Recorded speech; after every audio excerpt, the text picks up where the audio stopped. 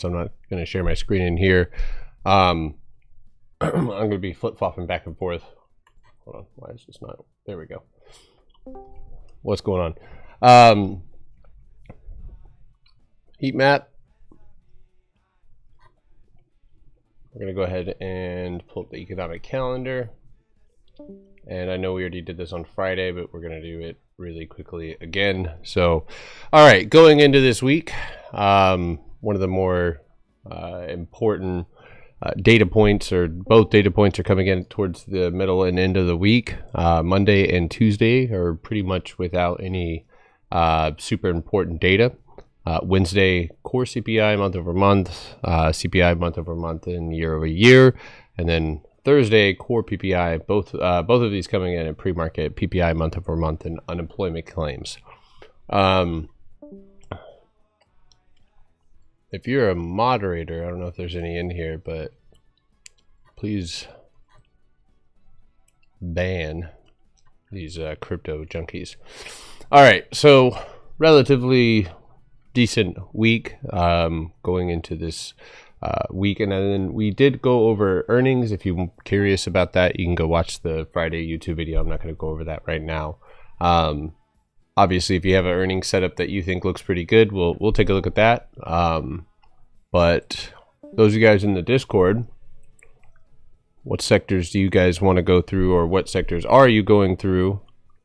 I'm probably going to go dive into retail trade first myself.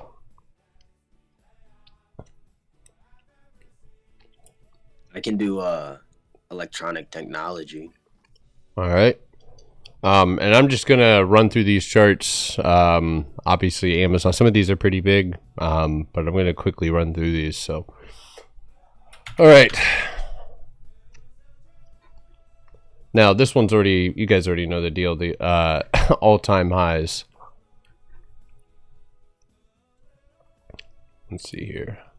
And if you find something, Milk, or anybody else, if you have something in live trading and you think it looks good now, again, we're building a watch list, so let me know what you have, and I'll go over it and chart it and see what we see. 4 hour. This one doesn't get touched. This could be a good intraday play.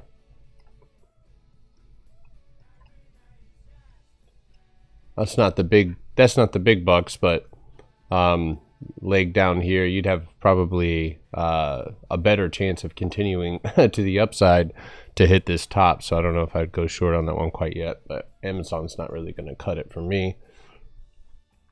Walmart, I think that one's at all-time highs or close to it.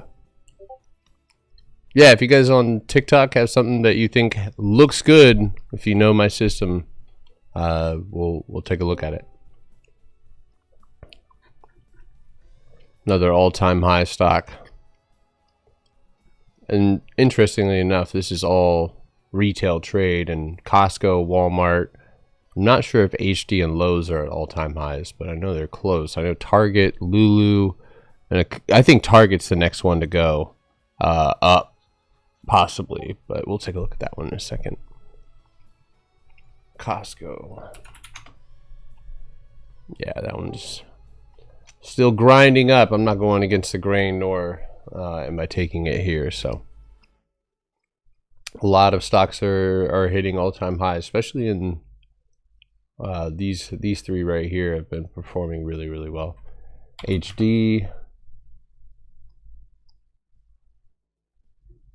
BBL Drizzy here, and MGNI. Okay, let's take a look at that.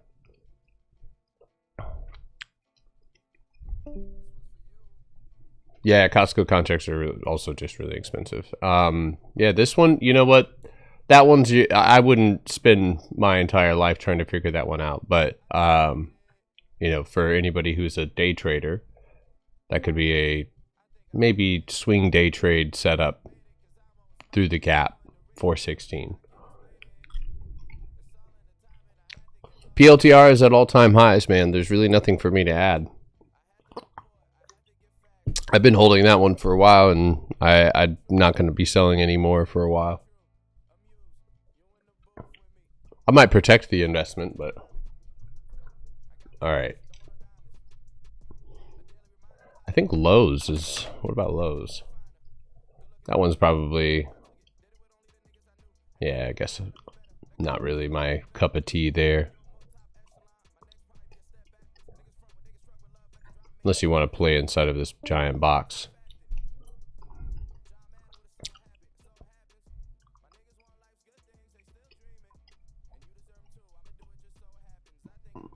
Oh my god, DJ.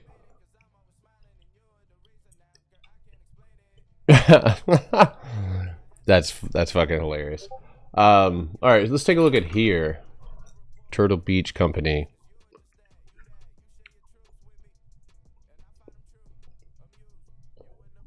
So it's not my favorite. Already, you know, just doesn't have the empty space necessarily on the weekly. I will say this floor that looks like that we've somewhat recovered here. I mean, that's been a big floor, a big area for here. So, I mean, that could be a significant candle. I think on the 24-hour though.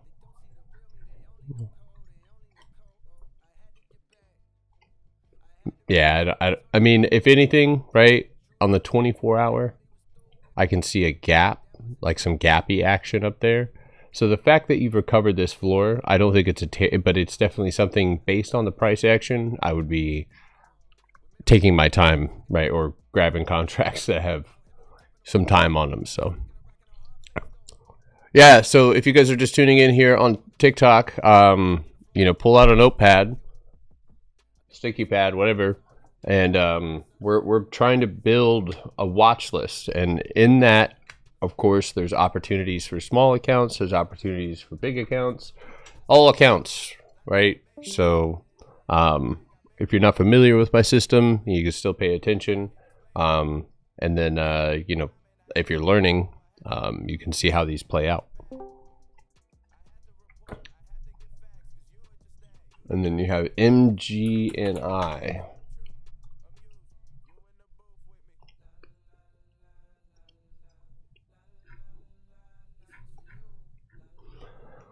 Well, I can't argue trend, right, or structure here. It looks like you're at cost basis. It looks like a break over 1930 would give you a pop up, and I would be targeting 2231. So that could go on the watch list. Obviously, something that we can do, you know, once we feel comfortable with a watch list or have a good watch list set up, we can go through and this is something you have to do, right? I can do this, and I can determine whether or not this is a good. Yeah, give me just 1 second.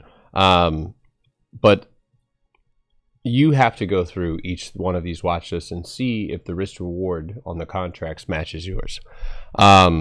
So basically, I use the 24-hour time frame, not the daily, which is a super important prerequisite that you have to have before you learn this strategy. And I look for I look for structure like this, right? Boxes. And my theory is, or not theory, but my strategy is that when the 50% mark is broken, candle closed above, that signals that structure is going to, in my strategy, that guarantees me a new high. And so what is above me is the most important. And so if there is little to no resistance, i.e. I call it empty space because there's no need to overcomplicate things, that's empty space, right? There's no structure, there's no boxes. And so I trade box to box in these empty pockets. And I do so typically with contracts, because when you're moving through structure, typically those now this one, you know, we'll see, but a lot of the times there'll be cheaper contracts because not a lot of people play target-based contracts. So you wait for the stock to come from the bottom of the box and fall down. So basically the box is used universally. So if, like, say you were to build this box and then bounce down here and then pop back up, right? At cost basis is what I call it. if that 50% mark is broken, you'll go and you'll hit that high, right? That's my strategy. But the same thing could be true, right? Is if we were to bounce up and fill that beforehand, which I'll play that.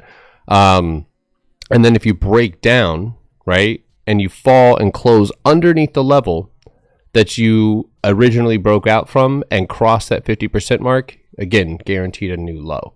So it's a universal tool. And then what attracts me to a setup is whether or not it has little to no resistance. So like an example of that, would be ANF, which is a trade that we took a while ago, right? So now this one again broke up, and the whole theory here, right, is I want to lower the risk to reward, and the best way to do that is if contracts worst enemy is sideways action, right? That's where the cost of these contracts is going to rapidly decrease.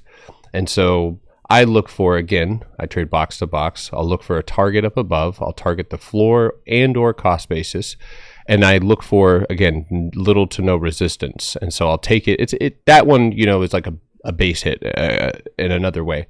But I wait for a candle close outside of that control. And in this instance, I was able to use this candle over here because I missed my entry underneath here. So I used this one right here, and then I took it all the way up to the 165. What defines a box? Quite literally sideways actions. Candles closing. Now, there's typically a pretty stark difference, and I'm going to get back to charting here in a second. But there's a difference between what I see and what most traders see because they don't utilize the 24-hour time frame, right? So again, another example here on Mara, you have sideways action, candle wick, candle close, body candle close, wick, candle close, or open, right? And so all these candles are contained inside of the same area. And this is a perfect example of, we did trade this, empty space, pop back down. And again, that strategy is true to the downside as well. But thankfully we bounced right off of cost basis and then reclaimed that floor, and punched back. But again, the 24-hour, that's what I see. This is what you see, right? And so it's really difficult to determine, right? It's a box when you look at it, but it doesn't give you that same control. So I know for sure the floor has been reclaimed because that's seller's worst enemy. So low cap shills. No, you didn't. I know you didn't. I know for a fact you didn't. All right. So moving on. I'm going to go back to the stock. TJX.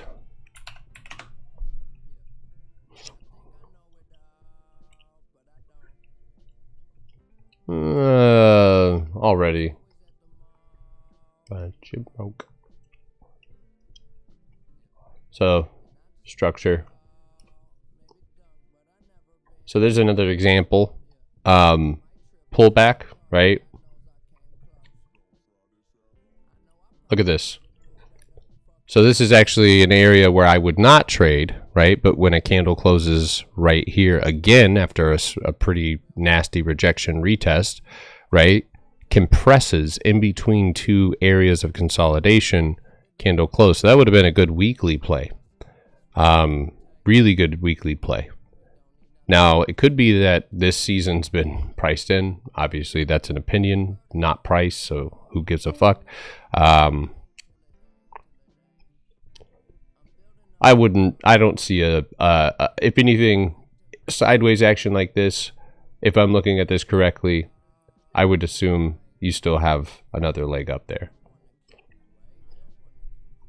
You also have empty space and a retest down at 121.43, but yeah, not really my kind of tea here.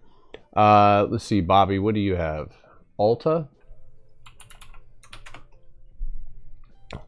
Now that, okay, so again, hands off, didn't touch, haven't touched, rejection. Right off, again, no touchy.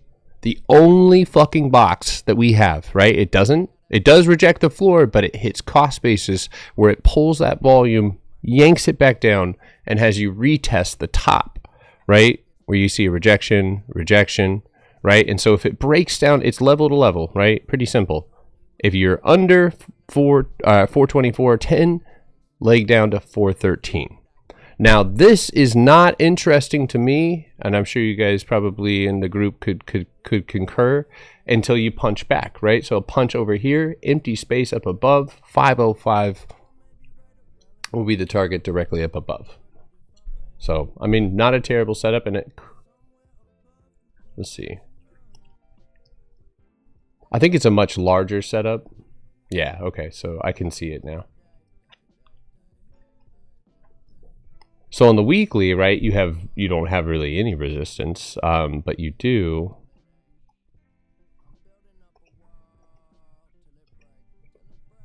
So the one way I'll back test a channel and just be like, okay, is I'll look at things like this, right? Deviations of that said channel, right? And I'll run it up to the top. And so, I mean, absolutely, right? The target would be the first green candle close through that empty space, which would be 522. You would also have, you know, maybe a 50 median floor. So 470 would be the next target from here on the weekly. And then 520 would be a potential confluential target. Confluential meaning that if it runs two data points or two trends, so like a horizontal floor and a trend line, they run in together, that can be a potential target. So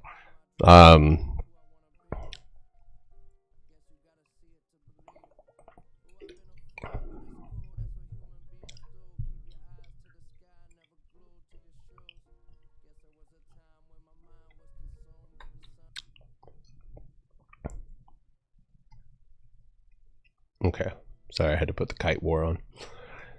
All right, so that one, I mean, I'll put that one on the watch list. Now that one would be patience, right? We need to make, it doesn't mean we go now. We are patient, we wait until that signal is confirmed. Not a bad area though. And I mean, if we came and wicked off of 415, I wouldn't be terribly upset as well.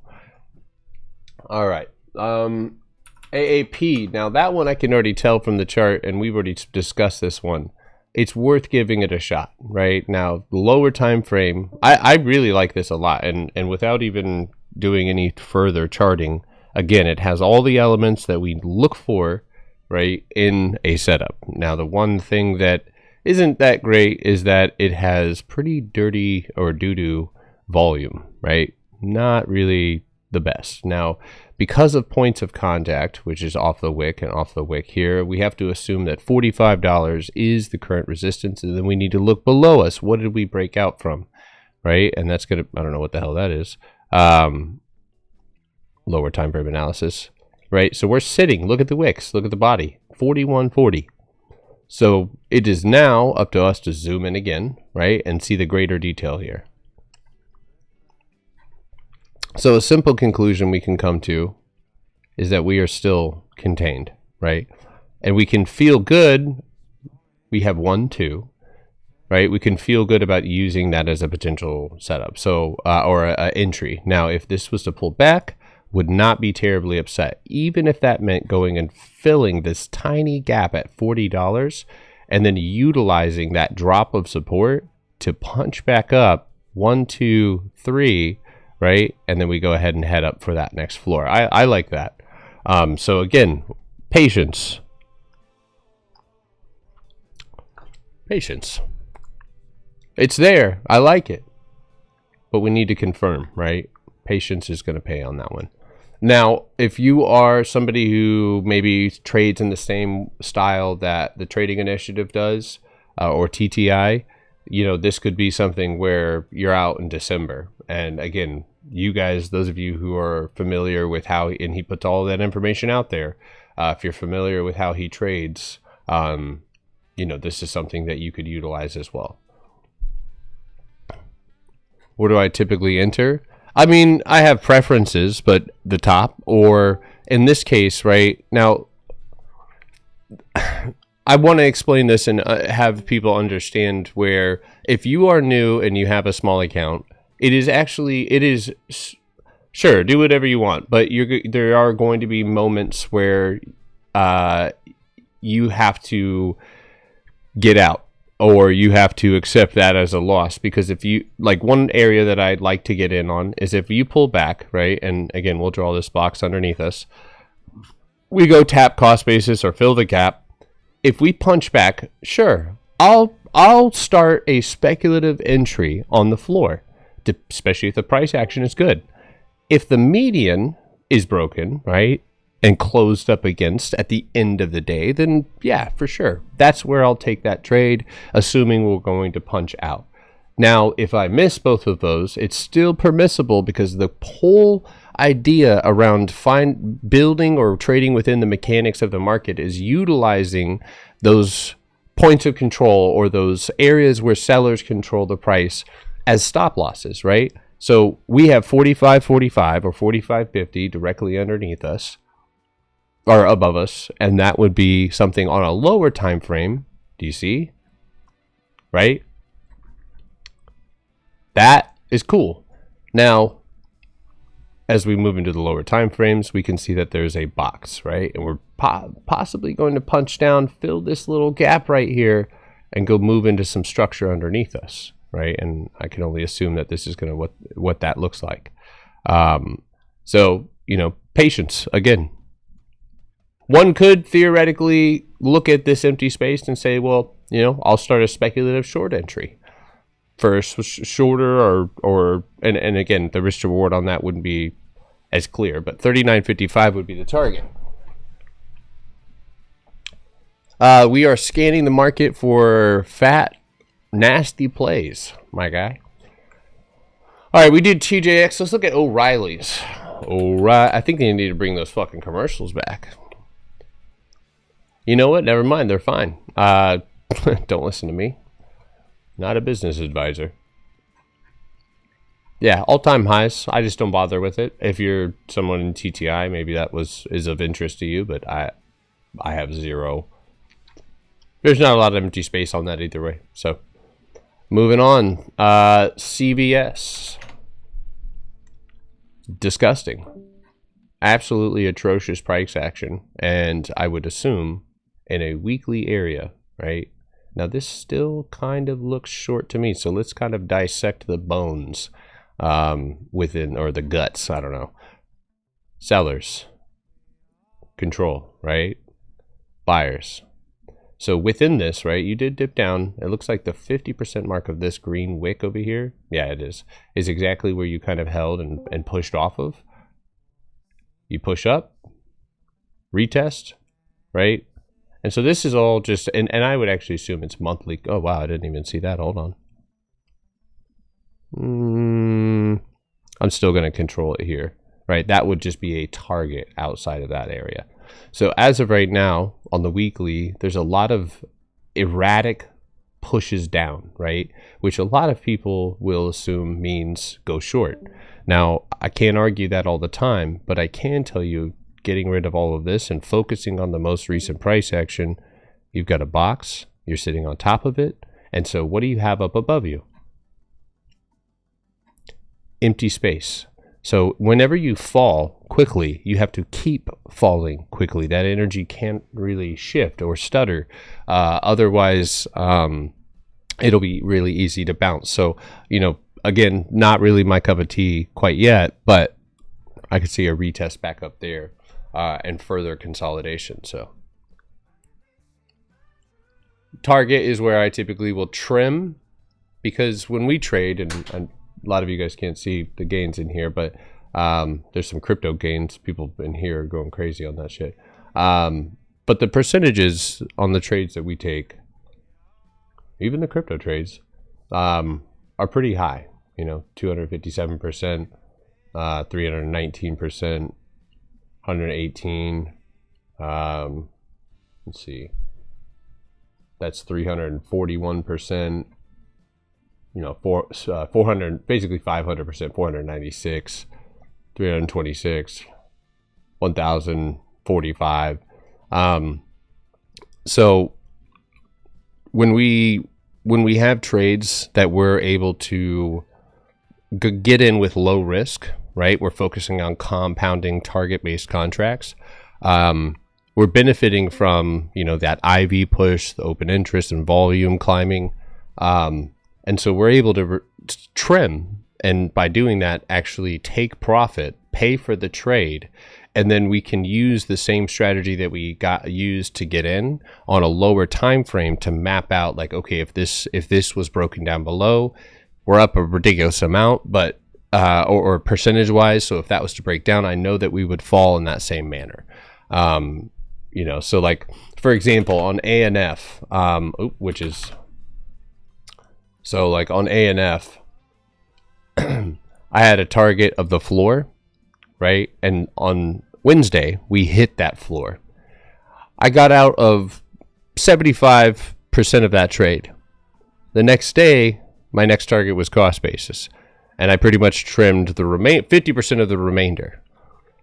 On the lower time frame, right? And I knew that because we opened up against that floor, on a lower time frame, I can go and do things like this, right? And I can say, okay, well, there is empty space right here. And if we punch through this, there's a good chance that we're going to go down there. And we did, right? So you don't set up a contract, you buy it.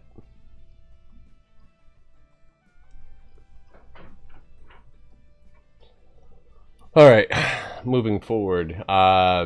Target. Now this one, again, we've been talking about it a lot, and to the point now where, like, you know, be kind of foolish not to try to take advantage of this setup. It is straightforward.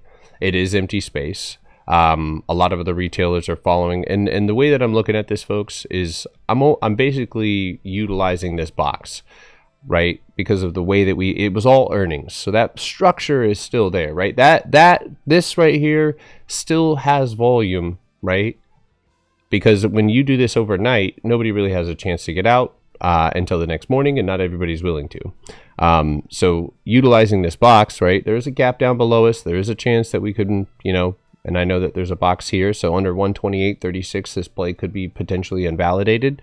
But this empty space right here, and just the fact that, you know, you ripped really quickly up and you ripped really quickly down, I don't think that this would be a relatively, and this has to go on the watch list.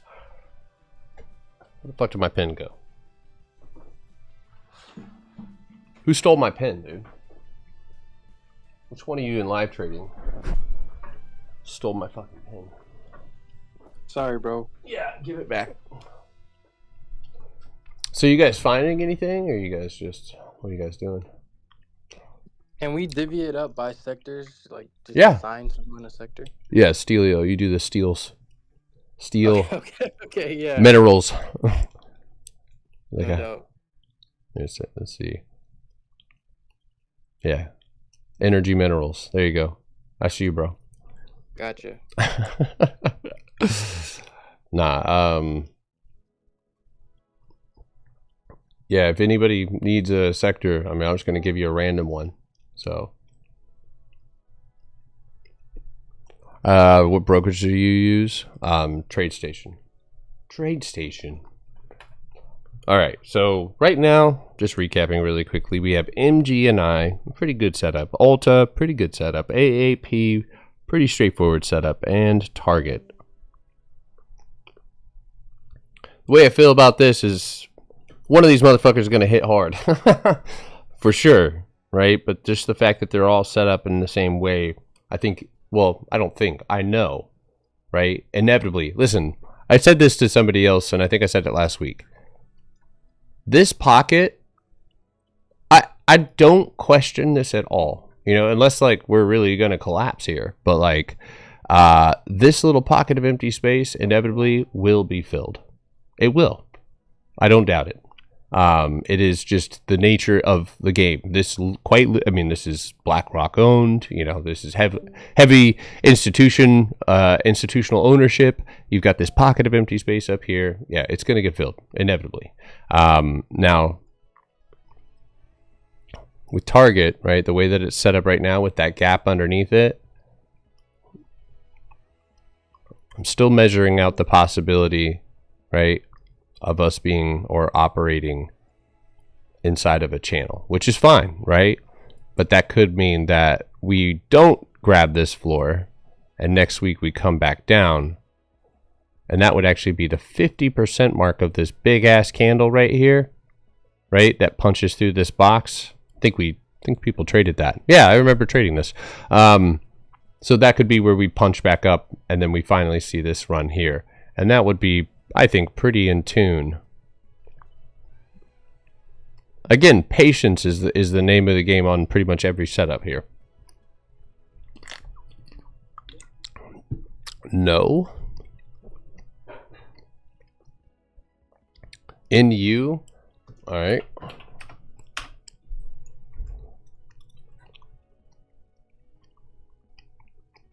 Interesting. Okay.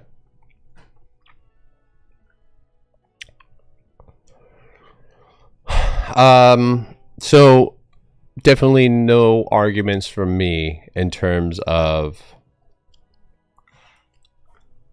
empty space, right? That's, yeah, no argument for me there. Now, one thing that I can see right off the bat is this sucker likes to fucking box up, right? Box. I mean, it fucking super box, right? I see more sideways action, and that's good, right? And even if you were to make, and this is a true trader, right? You want it to go down. I think it'd be dope for it to go to like 11, 20, because at that point, right, you could spring back up sideways, and that's an easy trade up to 13.22.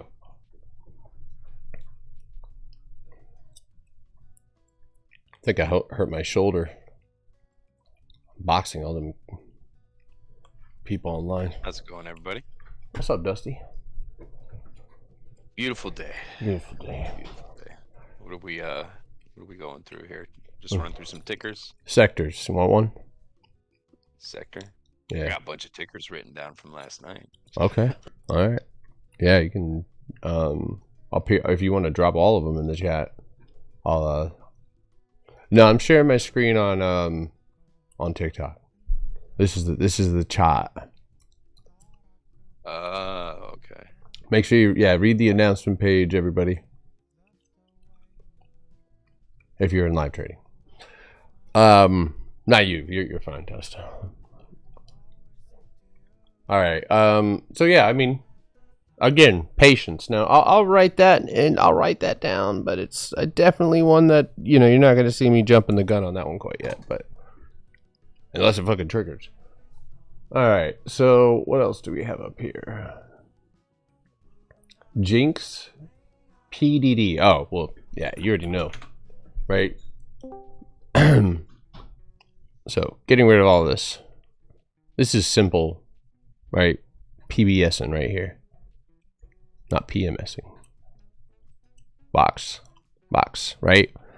Now, I'm going to go ahead and assume that I'm wrong. The reason being is if I bring this up, right, I can see wick, and then these two candles close underneath it. It's not until you bounce off of that twice that you keep moving up.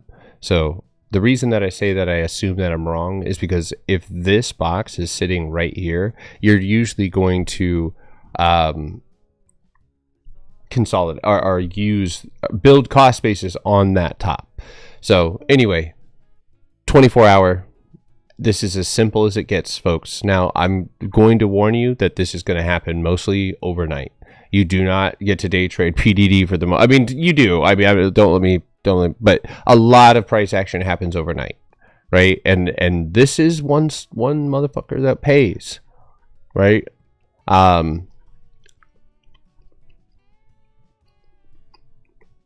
So let's keep it fucking really simple, right? 102, 104. That's not an area to trim. That's just an area to watch. 104.75 and 111.60. AMD. We'll take a look at it. So, and this is no different. I think anybody and everybody, you know, Baidu has a similar setup. Baba, right? Not identical. And this, you know what? Actually, I'm noticing here now that I'm PDD has I think just one of the more straightforward setups. So I'll write PDD down, but not the other ones. Now they're going to run together, right? So live your dreams. PDD is slept on, yeah. But I like it. Yeah, I'm adding it to the watch list, right? Now, if you have, yeah, this isn't something that I would be looking for a full reversal quite yet. I think that's where the weekly is better dissected, right? And where are we? We are sitting on top of this, or in rather, this huge structure. So you know what makes me feel really good? What did I say? 104.75? That's 104. That's 104.75. So that little weird area that I just saw in the 24-hour, that candle shrinks up and holds 104, translates, right, to the weekly as the previous area that you broke out of, right? And you'd have to do it again. All right. We're doing pretty good, Stinky Pinky. That's an odd name there.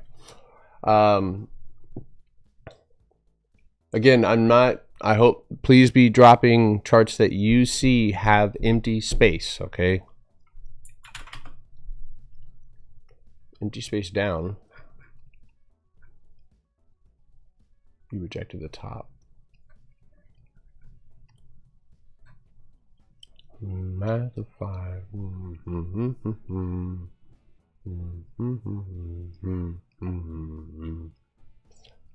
What the fire?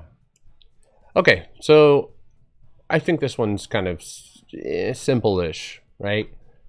And this is where I just say patience again, right? If you're short, which I can assume maybe with that leg down you might be, right? You have a small gap. Well, that gap has been filled at 33.59, so I'd be looking for a $33 break, and that's where that empty space underneath you would be more vulnerable. So, not my favorite, right? I'm not going to take that, but I've already discussed this one. I'm not going to take it again. It is something I'd be interested in taking back up one day, right? Eventually, but this massive rejection, 1, 2, right, 3. I'd like to see a bounce off of 123.67, and then we can talk about maybe reclaiming, right? And this is where it just gets simple for me, anyway. And I know a lot of you guys can relate. When you move down, right? This is where that wonder. How do we know whether something's going to go up, right? Everybody has a fucking job to do, right? Let's find the floor. You're breaking that floor. You closed at that floor, right? So if you break down, you hit this mark, or maybe you even go to cost basis, right? Your goal, and we'll just put, fuck it, never mind. So we'll bounce here, right? When you close a candle green back on that floor, you're now looking here, right? Now, if you close a candle green on top of 128.81, or maybe a little bit more, 128.87, then you would do the same thing in the most recent price action. You'd be aiming at 131 and 135, and then 144.75. So I do not use the daily, I use the 24-hour time frame, and that is absolutely essential. Wouldn't be able to do things like this, you know.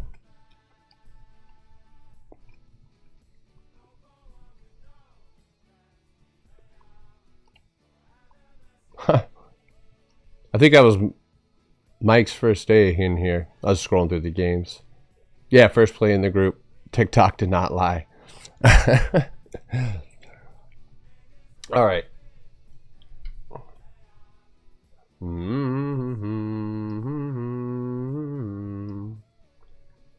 What else do we have?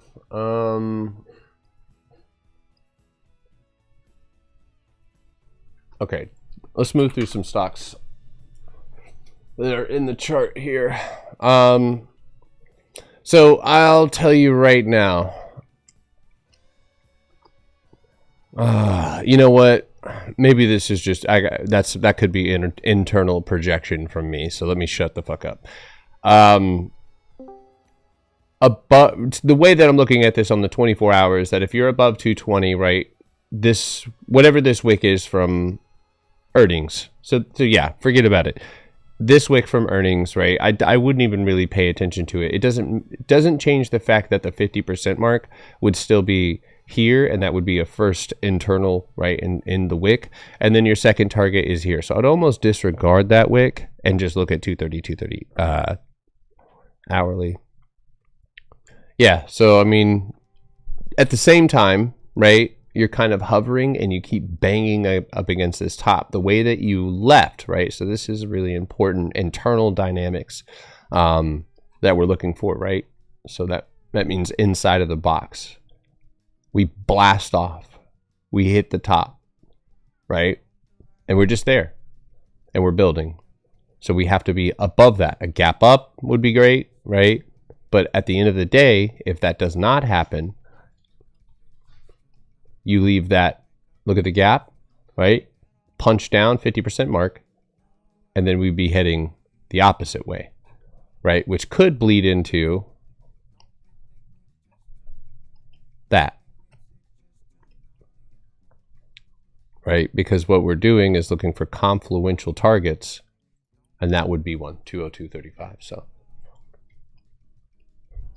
have I been stressed lately? A good stress, I guess. It's not bad. I don't get stressed. I handle it. No, just kidding. Oh, here comes the sleep comment next. Yeah. I do have a Discord. That's the people that you hear talking. Say hi, everybody. Say hi, everybody. Do your thing, Stelio. Hi, everybody. Do your thing, Stelio. Come on. Do the thing. See, when I need him the most. Hey guys, this is Delio here, man. You guys, what I want you guys to do is pick out your fingers and tap that screen. Please. Was that good? That was so good, dude. That was dope, dude. Honestly, I wanted no one to say anything, so it's not to look crazy. I love Yeah, the voices you guys hear are in my Discord, and then no one says anything. That would have been hilarious. Yeah, there's actually nobody in here. That's fucking hilarious. He just Yeah, screamed. just the two of you. Yeah. That was perfect, dude. All right. Yeah, not my favorite. I mean, I see what you're seeing here, but you know, a lot going on that chart. SMCI, 24 hour. It's working its way up. Closed right up here at the top. The only other alternative here is news. Sometimes but other than that, I mean, I guess you're looking for a candle open outside of 49.82. And here's you know what I see when I look at this chart? I see fucking pain. Because here's what's happening, and I've been on this side of the trade. SMCI is a fraudulent company. Why is it going up? I'm shorting that shit, right? This empty space, right? This is the mechanical part of the market where your opinions, your economic evaluations, your company evaluations, nobody gives a shit, right? It's irrelevant to me. If you're above 50.35, you're probably going to fill up to 60. Now, why? Right? Because, and two can be true at the same time, or are true at the same time, right? You have empty space, little resistance. You have people selling because, again, you're going to find that the short volume on this is going to be rapidly increasing and decreasing and increasing and increasing. And that's because people are going to, like at the end of the day on Friday, they're going to go short. If this was to gap up, you're going to squeeze. And it's just that pain, that seller pain, which is just they're covering, and it drives you up into that target, right? And it's just like this state of disbelief that I've been near or been that person before, where I say that, right, but you know, I literally on Nikola, I've told that story before. It's like I kept going. I didn't even look at the short float. I kept going short. Was I correct that Nikola was going to go to pennies? Yes, but did I look at the short float and the mechanics behind it? No, it dumped fast, it reclaimed fast, And in that moment, in those moments where it was going up quickly, you're like, how? Why? So.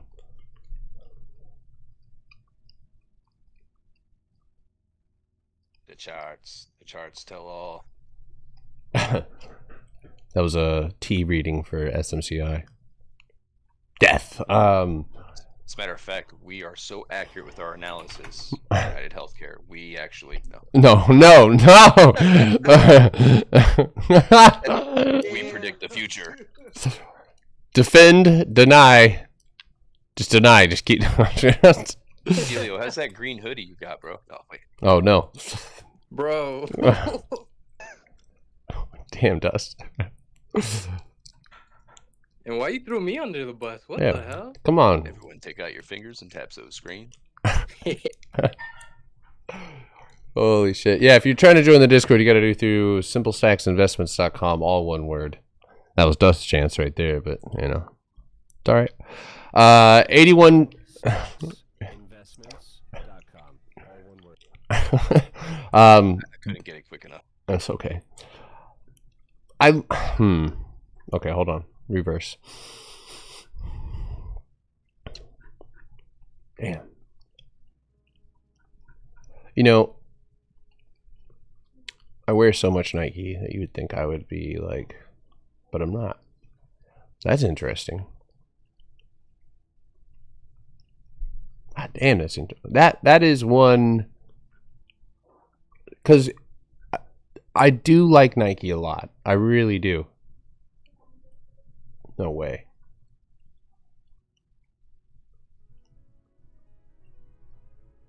It's hard to believe, right? But inevitably, that gap on Nike at 150 is more than likely going to get filled. Now, my issue with this setup right now is obviously we filled the empty space up above us, right? In this box right here, we rejected the floor, and that's our ticket to continue moving to the upside with an immediate target on the weekly of around 101.50.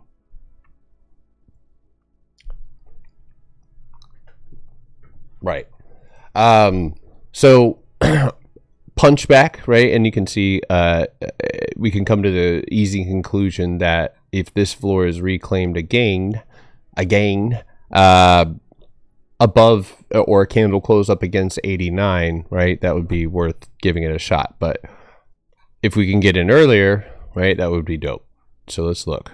Now this itty bitty little tiny area of consolidation is what we currently just wicked off of, and that was last week, right? And the unfortunate thing here, and it doesn't mean that it's over, but it does mean that you're back in the area where sellers control the price, right?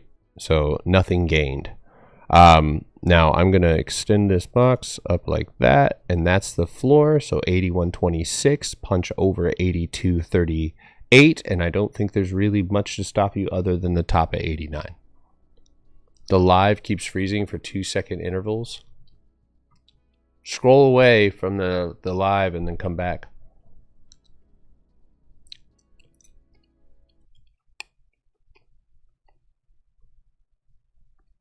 That might help.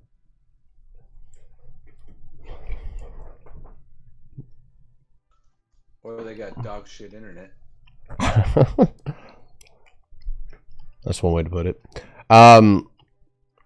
Yeah, so right now I think just play the lower or observe the lower time frame price action here, because you are both in between breaking down and breaking back up, right? And so this is 79.40. That'll be an important mark. So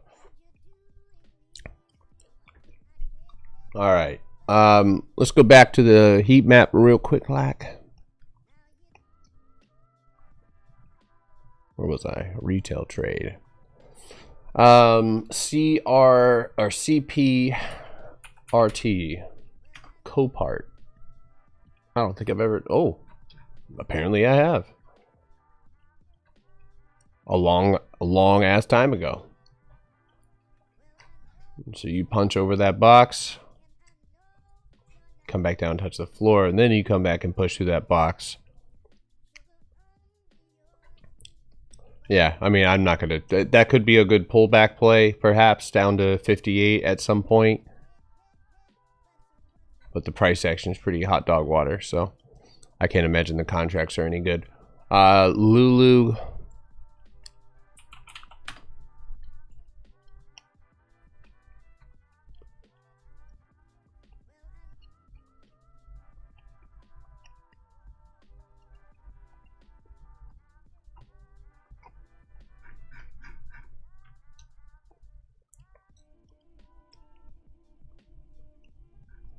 I mean, you guys know how I feel about this. I could, and it would be kind of sick if, because we popped over this mark right here, and it's kind of insignificant, but it would be kind of nice if you built something here and then continue moving up and retesting 443. So I do like it. I know the contracts are going to be ungodly though.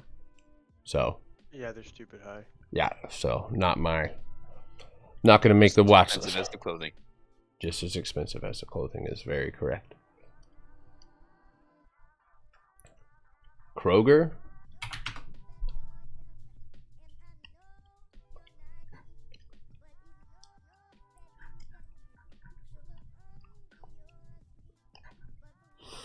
There's really nothing attractive about this chart whatsoever.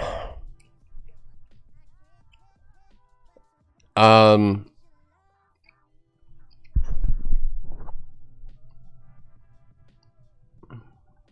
on.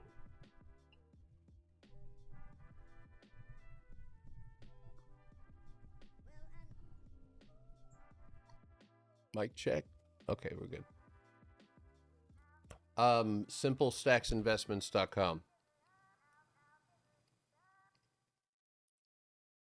I won't do it. That's how you get in the Discord. KDA. I mean, that's not really my buy signal. And again, I'm a shorter swing trader, day trader. So that's not really even a day trader too much. But this wouldn't really, I don't even know if it has contracts. But yeah, no, I really don't like to buy things that have already ripped. I like to be the rip. All right. AZO. I think some people in here are already watching that one. Jesus Christ. Yeah, that's a no-go. TTI hopefully took that, but eBay. I'm not going to put anybody through that again, but I'll look at it. Yeah, you're not going to. What's happening? What happened with eBay? I still have nightmares to this day. I didn't. I think TTI took it, and I mean, with his risk to reward, guys, it's irrelevant. You know, he bangs out so many amazing trades. But this one in particular is painful to trade. I know this from experience. There's actually a clip of me on the Kramer show where I called Kramer to ask him how eBay was going to compete with big giants. I just wanted to see if it would work, and it actually did. You know, we obviously watched it afterwards to see what would happen, and boy, did it drop, and then it chopped, and it ruined any attempt to try to get in. But recently, I know a lot of people did try to get in. I think, when was this? Down in here? Somewhere in this like really nasty consolidation. It did go green, but I think it took like 3 or 4 months. It was just a hard trade to hold for a lot of people. Yeah. Doesn't mean it wasn't right, just was hard to hold. Wow. I hope that company fucking. I'm not gonna lie. Yeah.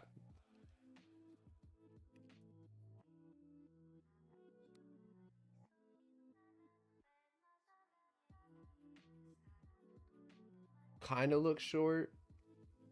The way that I see this, it kind of looks short. I see on the weekly, there's like a little bit of consolidation there.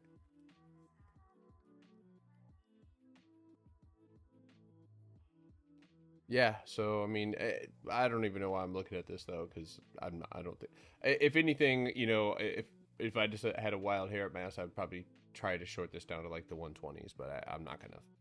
So I actually bought quite a bit of Rivian equity, and I am waiting for a 1366 punchback, for a target of 1555 and 16. But this, that's what I want. Right, and that's a weekly box. But if we're looking at the most recent price action, it's kind of crazy. You literally tap the tiniest little box here. So this chunk right here is all ready to eat. I imagine some announcement eventually will hit for. I actually really like. That's the reason I bought equity in it. I do think that Rivian has a chance to maybe look like PLTR. You know, look like some of these other more. It just, again, it's something that technically looked good. Fundamentally, I think is worth speculating on, but I'm not a fundamental analyst, so yeah. So I bought a pretty good chunk of equity. I got my stop loss. You know, basically the same signal that you would take to take it up. If it punches down below this box, I know it's going to drop back down to 10, and I'll be out. All right. So, Dust, you had Visa. Okay, you got to retest that top box. Are you looking at shorting this or something, or I can imagine that's probably the only. I love the downside because I mean, just look. But anyways, actually, I feel like it's gonna go up. You do. Okay. Yeah.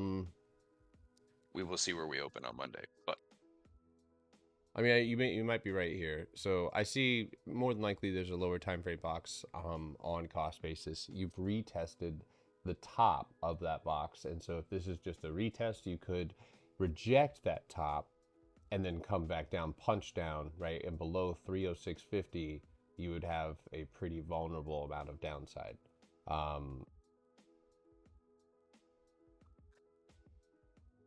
It's also all-time highs, so you know, knock yourself out. But how low can it get? I mean, I just think it would retest the top of that box. But yeah, I mean, I'm not gonna lie to you. Based on what happens on Monday, I might be short.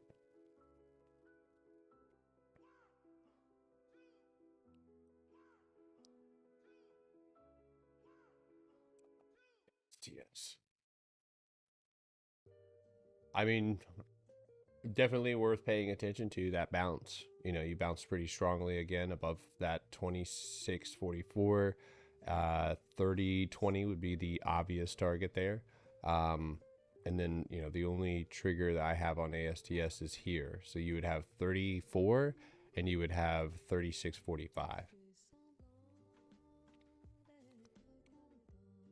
I've already looked at Alta. TSCO.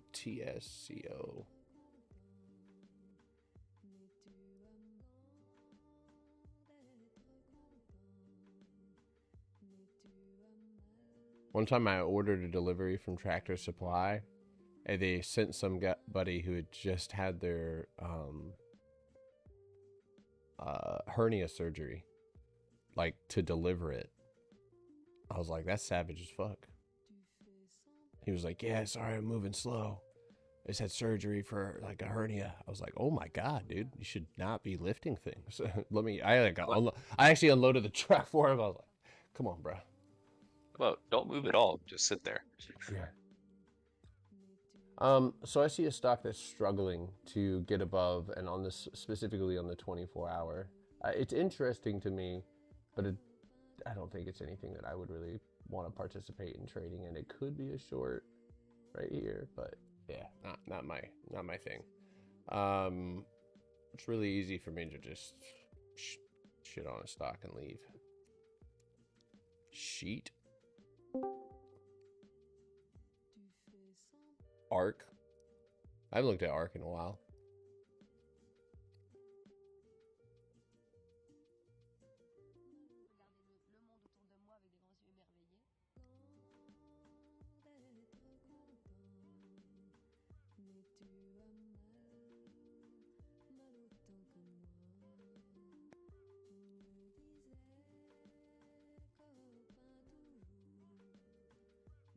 Yeah, give me a second, folks.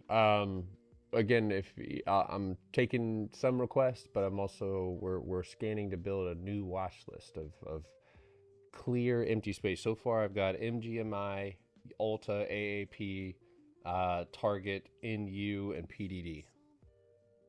Can you look at FTI Sure. and check live trading? Please. See, I even use keywords that you would see. Daisy, nice. That's ableist. What? I don't know what that word means, really. I'm just kidding.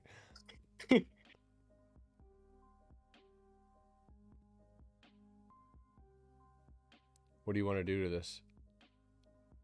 What's your fantasy? FTI? Yeah.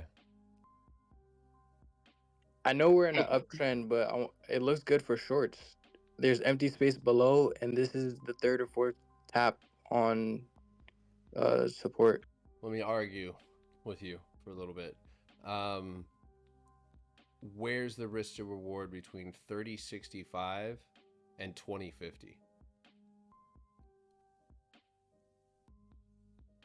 I mean, you tell me. The contracts could be a cent at 25.50. If they're a cent, then fucking go for it. But if that's not, that would be. If I was going short on this, someone would have to have me at like pew point. But pop down here, punch this, and then go into this next box underneath you, and that would be 28.60. Like that would be the only way, and that would be built off of the idea that you're already tapping here and that you're just coming down, but you're also moving pretty quickly, so foot on the gas, but doesn't really suit my fancy. I see. Rio. Ooh. Finger went to riot. Jesus.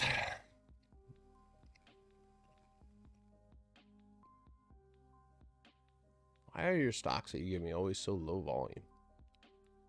I thought this was a good volume. Above I mean, two? it just looks gappy, I guess. It looks like Sony. Yeah, this is So I would take this under 60. I would take this under 61.81 down to 61.08. My brother in Christ, you have. Oh wait! I just looked at it. Yeah, you're right. Holy shit.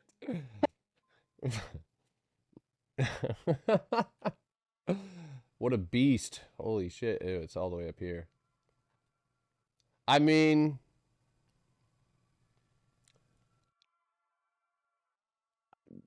I don't know. That's crazy, Yeah, dude. you're right about the risk to reward though. I didn't really register that until I said it out loud. Yeah, so let's take a look at the ones that I've written down and tell me what you see.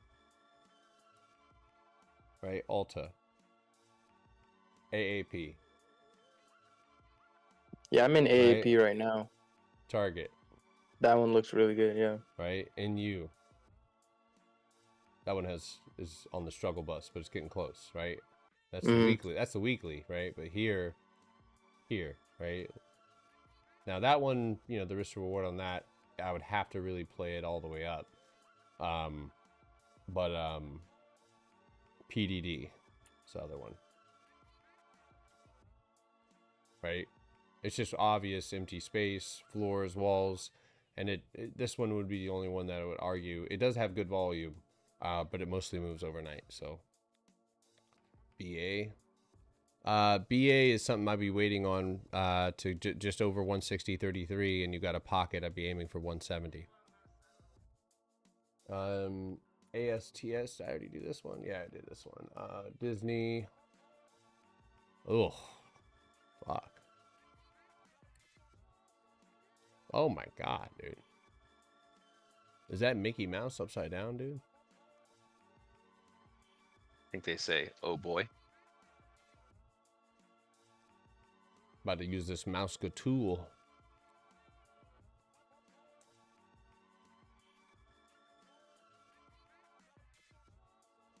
I think it has a chance.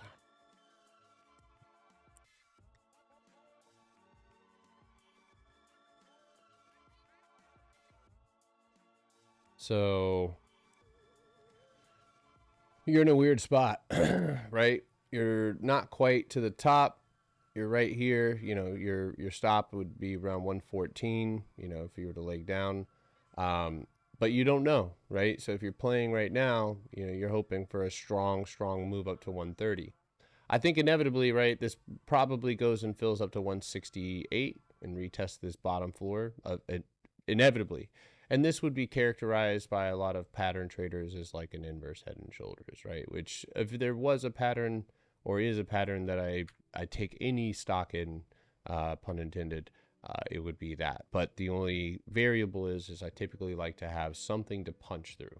And that, you know, is granted by the weekly 143.50. So, but yeah. Rivian, just again, seems to be a lot of people asking for it. So we are looking for, at the moment, a simple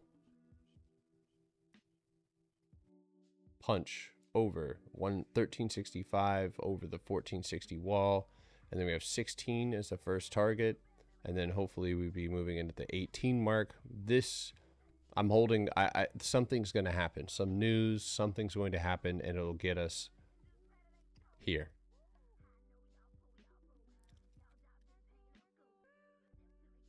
I wouldn't be surprised if this happens sooner than later, but I mean, it could be 1 day or 2 days. You know, if we could find 23 to hold on before it, if we can, as if we don't have fingers. Somebody click on my phone.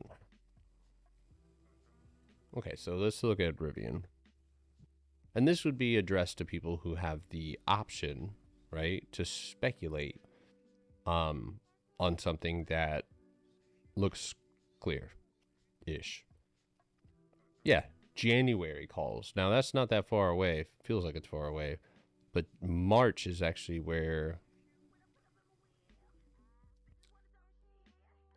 $24 calls for March 21st. And I'm going to write this down because I think on Monday I'll grab those. Now, do not ask me where the fucking stop loss is on this one, right? Because when I speculate, it's entirely up to you. I'm not getting in so that if it chops, it goes sideways.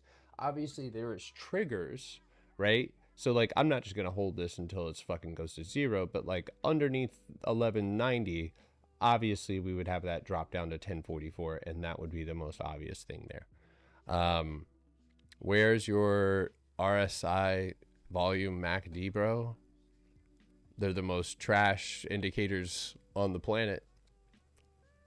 So I don't use them. I don't need to use any indicators. You need to know how market mechanics work before you start using anything that indicates what you should do. You just have a bunch of different, in my opinion, indicator is just like a signal caller, and they're all saying different things sometimes.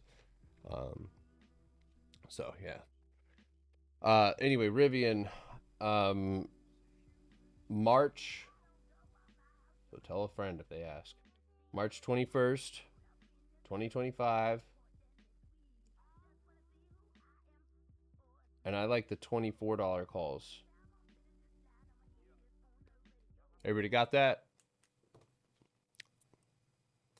If you would like to learn my strategy, they can indicate these. Thank you, Jose, for that beautiful contribution to the chat. You can go to my YouTube channel. It's going to pay off. A lot of people have never paid me a dime by simply going to my YouTube channel. Playlist. Personally, I think go with the educational first. But this and these... right, there's 10 in here and 43 in there. This is where this is where you should go back and look at what I say that Sunday, and then go look at the market and the stocks. Again, you know, when you're new, you have the most motivation, and that's really just to make money. And so if you can direct that energy towards, if you learn a strategy, that means that you can get money, right? If you want to get money, that's just a feeling. That doesn't do anything.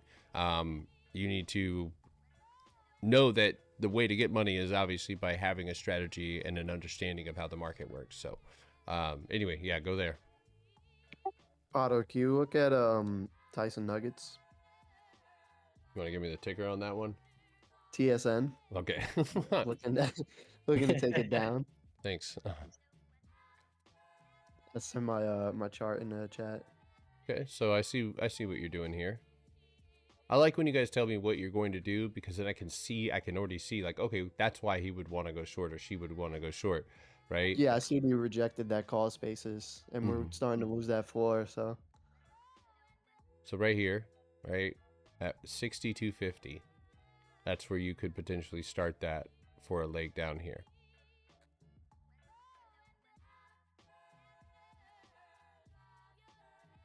So I will say this looks like it could go both ways, right? So if it was to pull back, which would be cool, you could pull back here, right?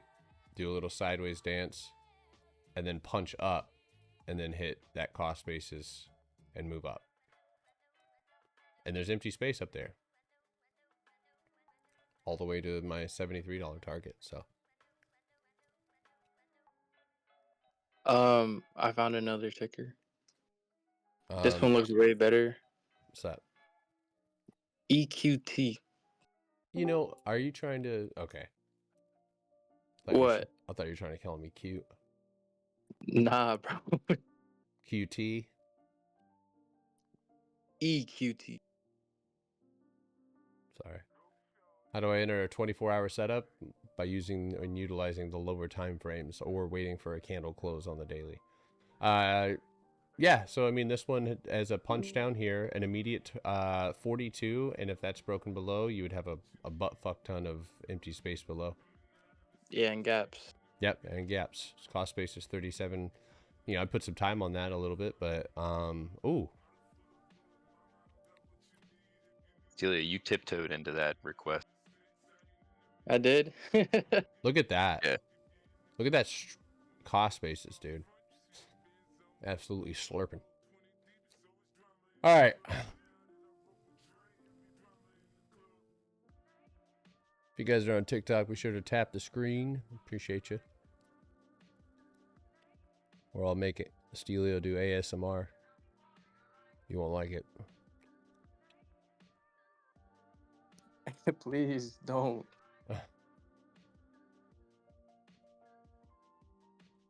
Okay, about the bite.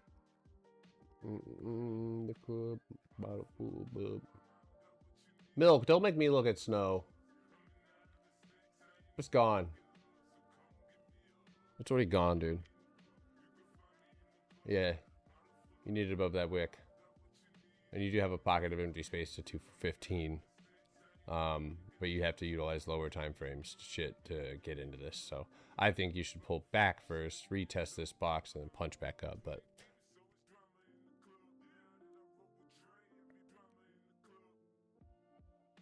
damn, we've only been live for an hour and 17. Or yeah. All right. Yo, Potter, it's not about stocks, but I think, I don't know if anyone else hears it. I've been hearing it for like over like a week or two now, but when you talk, there's like a ringing. There's like a really high pitch ringing. I think maybe like your XLR cable is damaged or something. Oof. I don't hear it. We hear it though. Yeah, I've been I don't hearing hear it it. for a while. I can't hear It's a high pitched ringing noise? Yeah, it's like a really high pitch ringing. Do it now. Yeah, it's doing it. Yeah, because you have the gate on, it doesn't do it when you don't talk, but when you do talk, we hear it. Yeah, I don't hear it. I don't hear it. I don't hate her either. Interesting.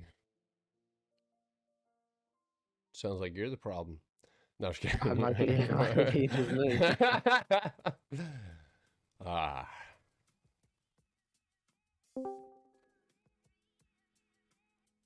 Another scot-free You don't hear it on TikTok. I hear it, but I thought it was my speaker. It sounds like an old TV screen. Yeah, I don't know. I'm Yeah, gonna. maybe just I'm maybe gonna. just get a new cable.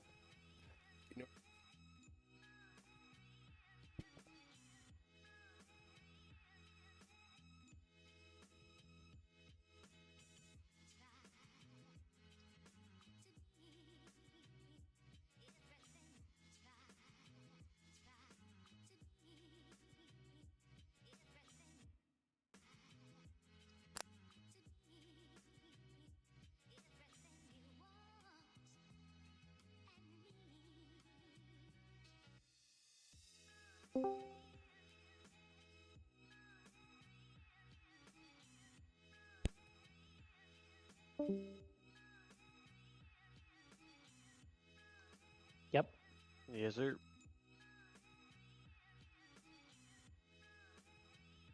Here, let's try this. Mic check. Okay. Can you hear it now? Do you hear ringing? You're like really low. I can't Super even. soft. Every time I use crisp on here, through Discord, it goes too hard. Hold on one second, guys.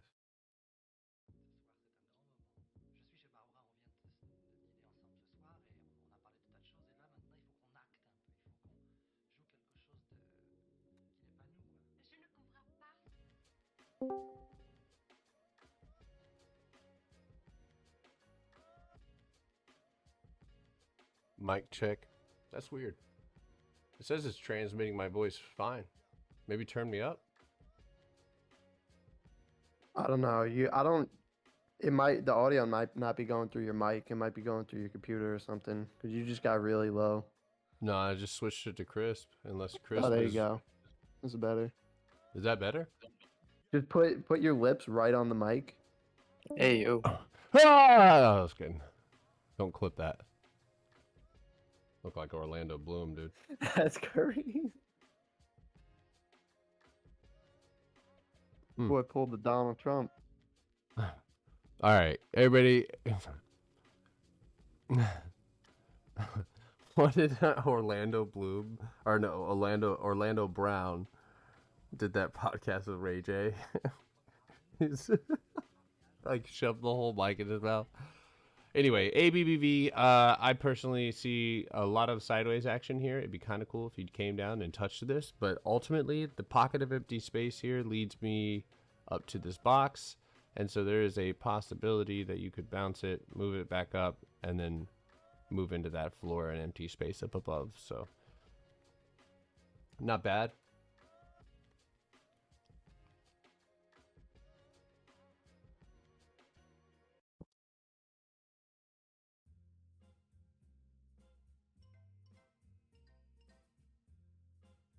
Am I any louder now? Yeah, you're good now. Okay. All right. Pool. What the hell does that mean?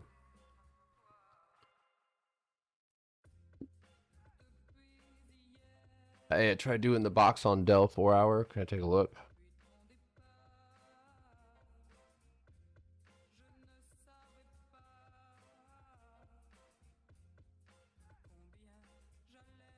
Yeah, I mean, there's a box there for sure. You're sitting right at the floor. Maybe bring this down to the candle close there. There you go. Yeah, there's some empty space up there as well. All the way to 131, though. Not a lot. Did you give your thoughts to my chart above Dustin's comment? Hold on one second.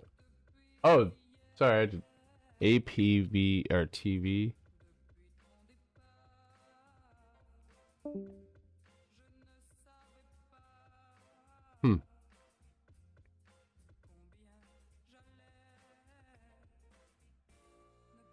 Obviously, the candle close here on the 24 hour doesn't really scream greatness quite yet, right? Where you pull back. And I think entirely, this is obviously an area of consolidation. So, green candle outside of this, that empty space up above you is vulnerable.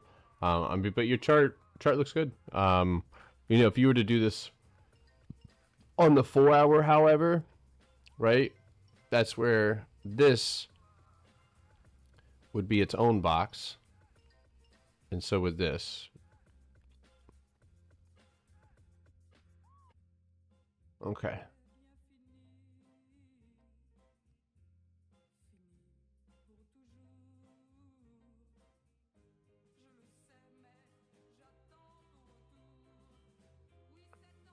EPAM? What the fuck is that?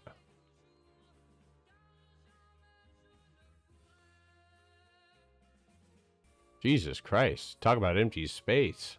Damn. Pop out. I mean, you do have 264 directly above you. And that's your wall. Now, you popped out. I don't like when you pop back in like that. That means you could come right the fuck back down. And there could be evidence to support that. Maybe. I don't know. That's a stretch. I had EPAM to the downside. I could see it happening with the 1, 2, 3. There it is. There it is. Yatso. Down to like 216.73. Yeah. That doesn't look bad for a short. Underneath 240 or 240, 239.29. Now you could assume that there's probably like a channel, right? Like an upside channel maybe on a lower time frame, but lower time frame here.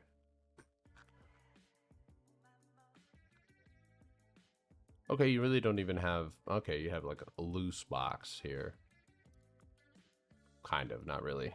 So yeah, I mean, punch down. Like I said, you know, there could be that. See how that adheres. So breaking down below that, I think, would just be an essential part of that. But I see what you see. So I mean, it doesn't look terrible to, and patience is definitely the main thing here. So.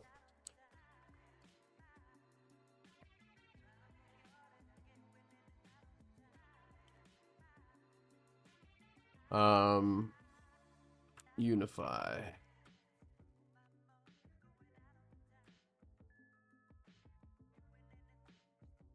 I don't know what I was drawing there with that box, but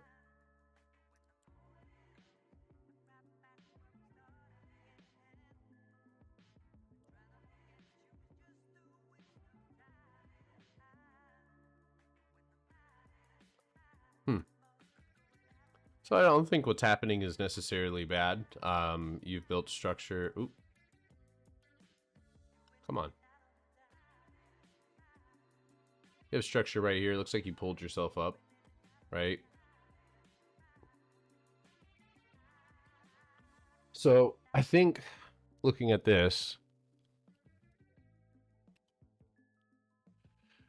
I could see a pop back, you know, maybe off of that 23.18, and then you pop up and you hit that next target on the 24, which is that structure here. And if that punches back, right, that's where this play potentially opens up for much more. The potential opens up, and that's where I would go to the weekly and start tracking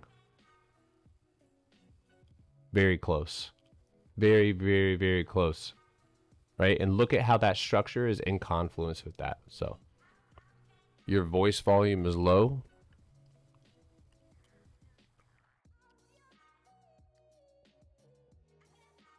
How about now? It shouldn't be loud or low now on.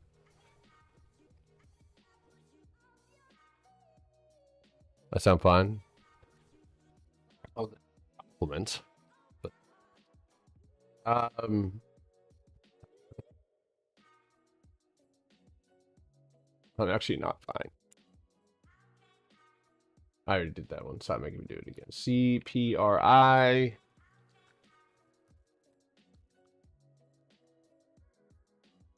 I'll get high over.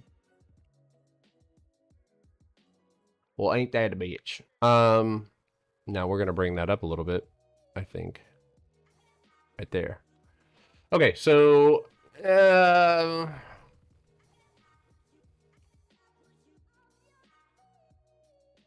I don't like that. What a weird ass chart, bro. None of that does anything for us. So I have to zoom in. So on the weekly, yeah, okay. As I suspected. So you've got a box underneath you here, and that box is sitting on cost basis. So by punching below this box, you're triggering a higher one, but you just simply retested. So hopefully, and oof, okay. So right here, this candle closed right there. This could start a large area of consolidation, right? And that would look like this. You would pull back, right? Might pop out again, right? Punch down, wick, pull yourself back up, right? So I see that as a potential. But I mean, at the end of the day, you still have to react to price. So over 24, candle close.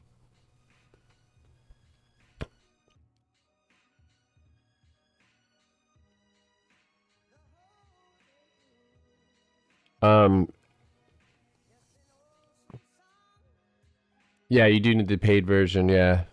Etsy, I think we looked at this one. Yeah, it ripped up, touched a target, empty space, and retraced back down. So this one is off the list here. I don't really fuck with Etsy anymore, but I think it comes back down to test 56. So,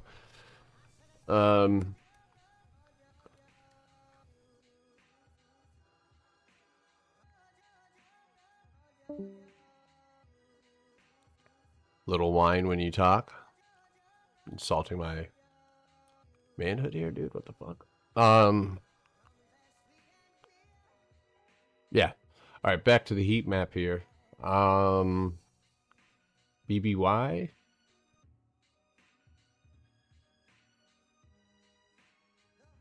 Hey, puppy, have you done the best stock in the world yet? No, I have not. Damn. Just waiting for you to ask. You were Astro.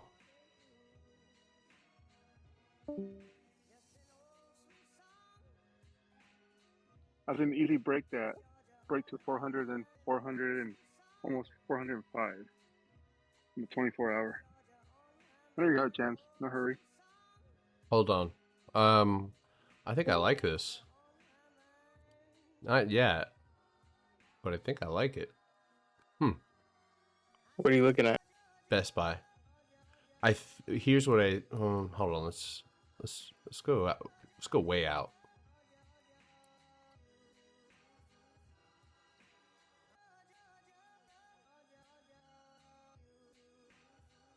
I don't think I do anymore.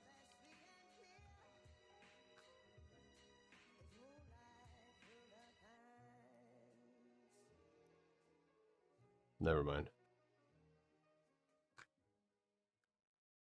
Yeah, take it back. Damn, get it all hot and bothered for nothing. Almost liked it. Is there a heat map on TV? I mean, not on TV, but like on trading. No, I'm just kidding.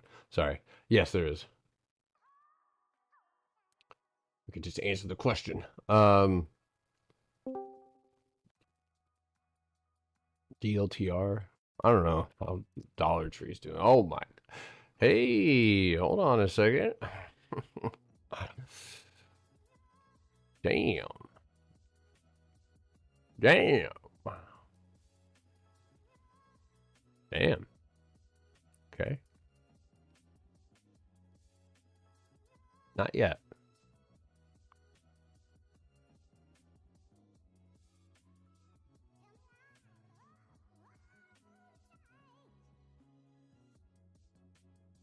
Just that easy. Oh, adjustment.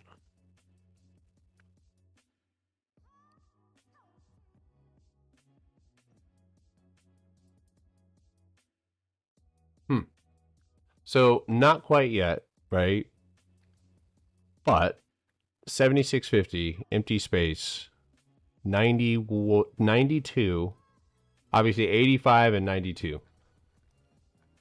That one, I think I set an alert on and kick it.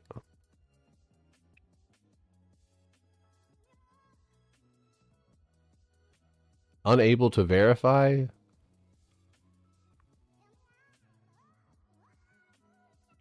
Man, they're trying to shut my live off. Thank you for the heart, dude. Sure, tap your screens if you're kicking with us. You said AAL Concord.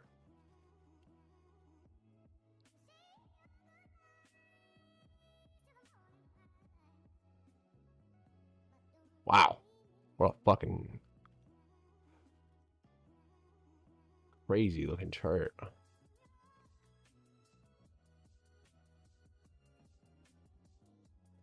Oh, my shoulder. Look.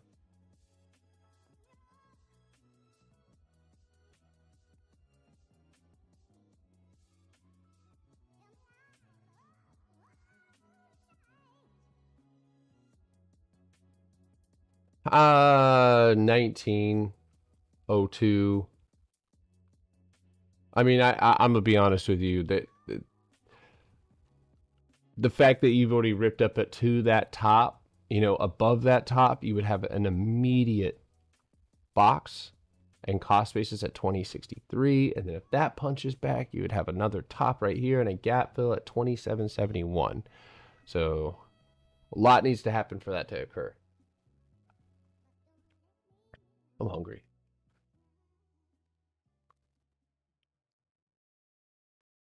All right.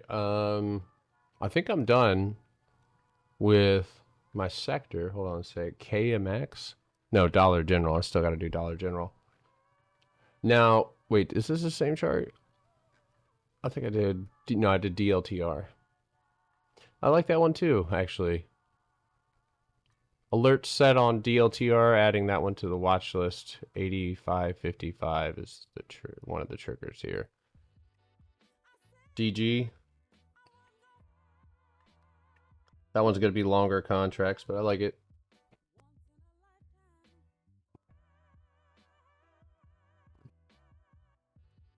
Yeah, I like Dollar General.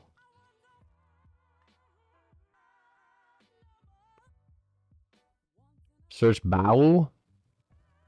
The fuck is that?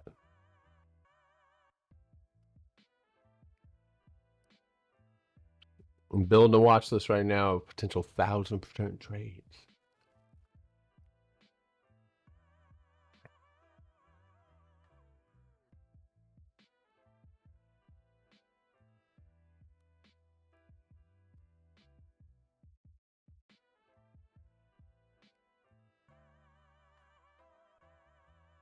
If they're up that much, don't chase them. Damn, you guys are crushing it on fucking crypto. Holy shit.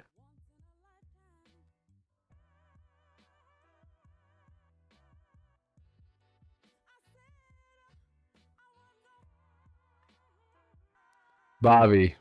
No, not yet, man. No, yeah, I appreciate you sending me a gift, man. I think I've got, yeah. I've got all the gifts. I appreciate that.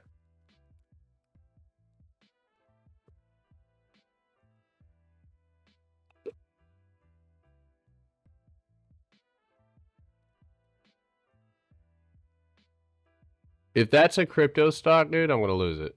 Yeah, it's crypto. You fucking little shit.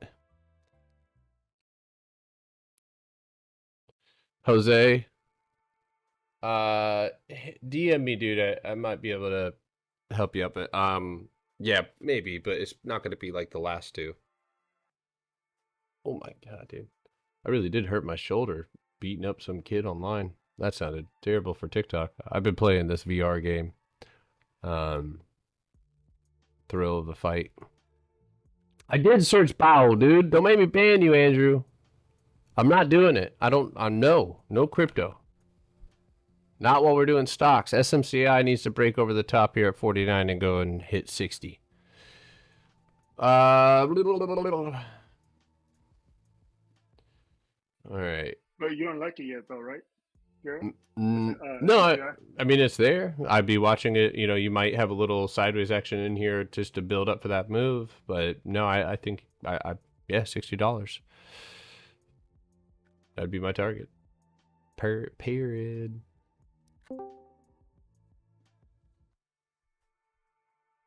Yeah. All right. So let's see here. Heat map. TPR. TP. Yeah, I can read out my list. So right now I have MGNI, Alta, AAP, Target, NU, Dollar General, PDD, Rivian. Whoa, bro, can you slow down a little bit, boss? All right. Stelio Speed. Yeah, bro, thanks. MGNI, UTLA, or Alta. I Yeah, can't. you don't gotta do that. I'm just messing with you. AAP, Target, NU, Dollar General. I was gonna type it out when I got done, but it's fine. PDD and then Rivian, but the Rivian is just I'm buying. I'm probably gonna put like $1,000 into some speculative calls out into March. Leaps, right? Yeah, you could call it maybe a leap. I don't know. It's not 6 months, is it? No. Yeah, so I don't know if it would constitute a leap. I think leap is for some people, is Like a year out or something like that. 6 months. Mm. I thought leaps were years, no? Maybe. Yeah, I don't know. I thought it was 6 months was like the I've heard I don't know. That's Maybe is there a 6-month leap? I don't know. Look. with up to 2 years. Up to. How do you feel about Visa? Hold on real quick. I was just gonna mention, Okay. look at this tapestry stock. I don't know why the fuck my channel's out in the middle of nowhere though. I mean, it looks like shit. But if you look at it raw dog, 24 hour doesn't have the empty space, but the weekly does. And man, does this thing, it's got earnings coming up soon ish. When is this? This February. Okay. Remind me on that one. All right. You said Visa. Yeah. Yeah, I went over this one a little bit earlier. It's a punch down, right? And then if you were to close that floor, I think that you would go and fill or tap that 295 area. So. All right. Cool. Thanks. Yeah. Yeah, for some reason, oh, you know what it was? I think it was election day. A lot of the financial stocks, all the bank stocks have that same gap, same day right after the election. What about MasterCard? I haven't looked at MasterCard in a long time. Dude. I don't even have a chart on it. That shit doesn't look like it. It's terrible. Ugh. So gross.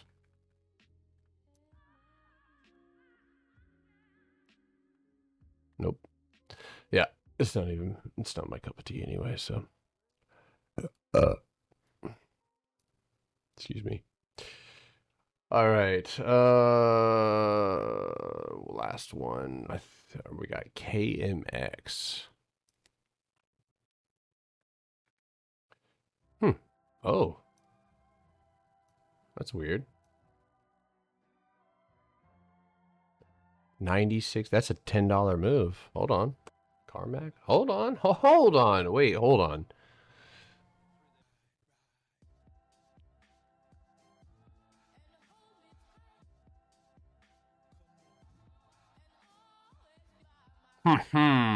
Damn. Okay.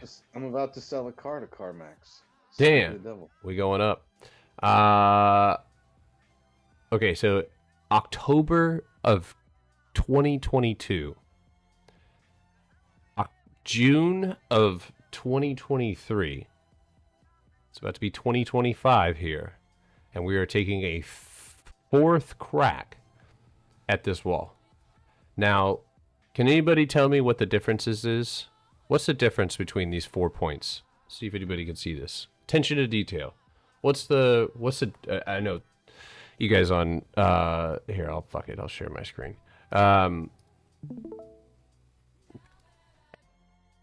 What's the difference on these rejections? Right? We do have four higher highs. I mean, they're kind of equal for me. We're pulling back less? What happened to the most recent price action that could lead me to believe that we won't fall? At least not yet. What happens at resistance, everybody?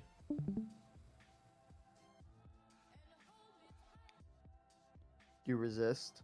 There you go. Yeah. I mean, that's the weird. That's the weird answer, but yeah, that is. You resist. That is okay. Yeah, we haven't All we right. haven't rejected yet. Exactly. There it is, right?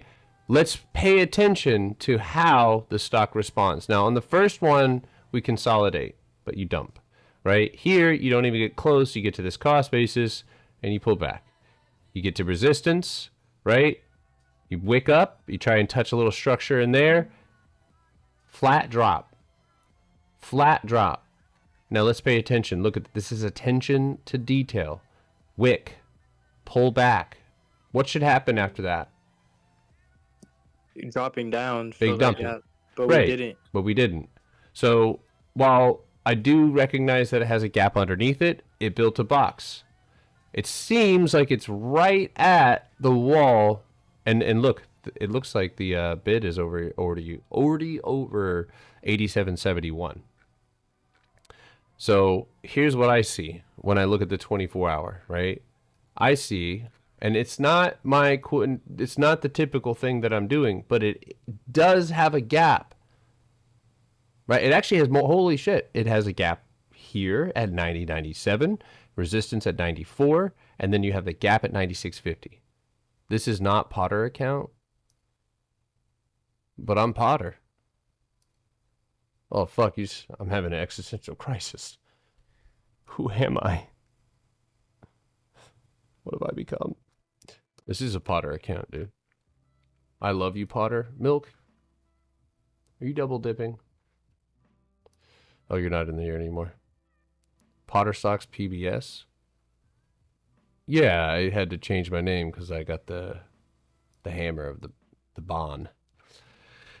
All right. Anyway, so I mean, I like, and it does have earnings. Somebody said it has earnings coming up soon. That is very, very soon. Okay, so KMX makes the watch list. Now, what is the last thing we need to do here, everybody? What do we need to do to make sure that this is even worth our time? I'm trying to test some folks. Make sure the contract prices. There we go. So hot. All Check right. the risk to reward. There it is.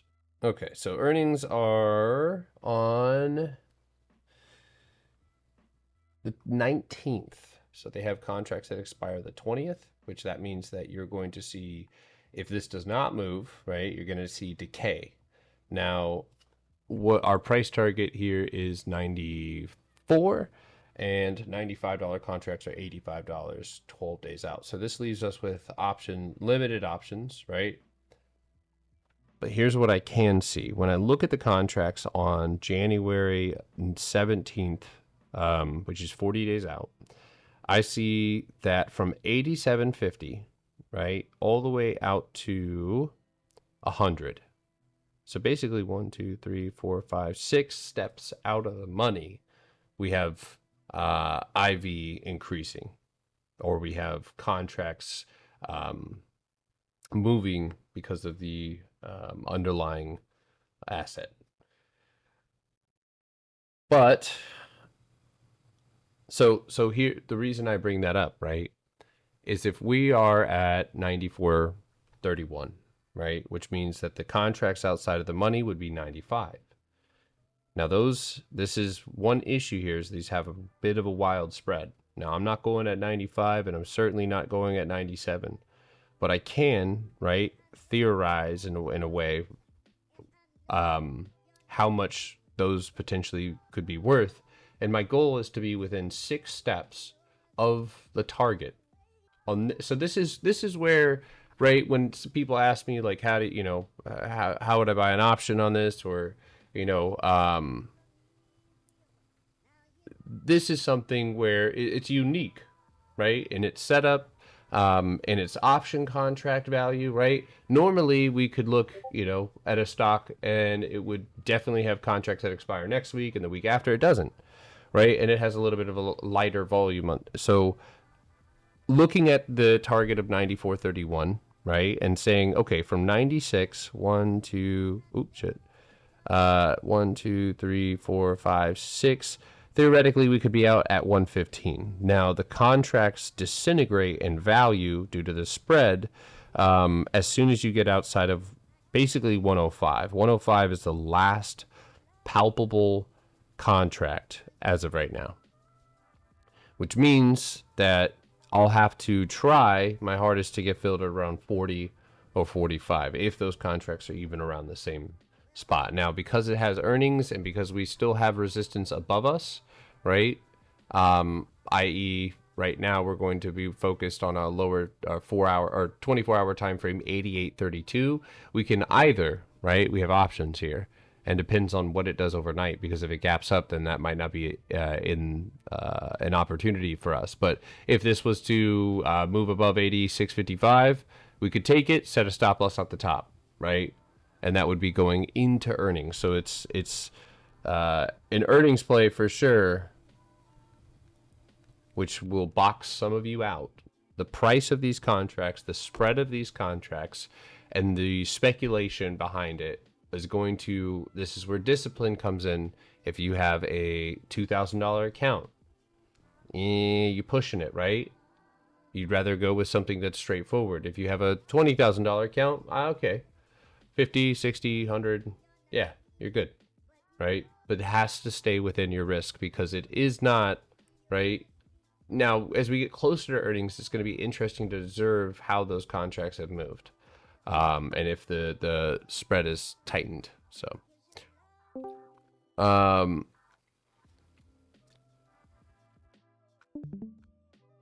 AMD. Let's look at AMD. I think we're building a pretty good watch list here, folks. It's filling up. Obviously, the contracts are going to be the next variable.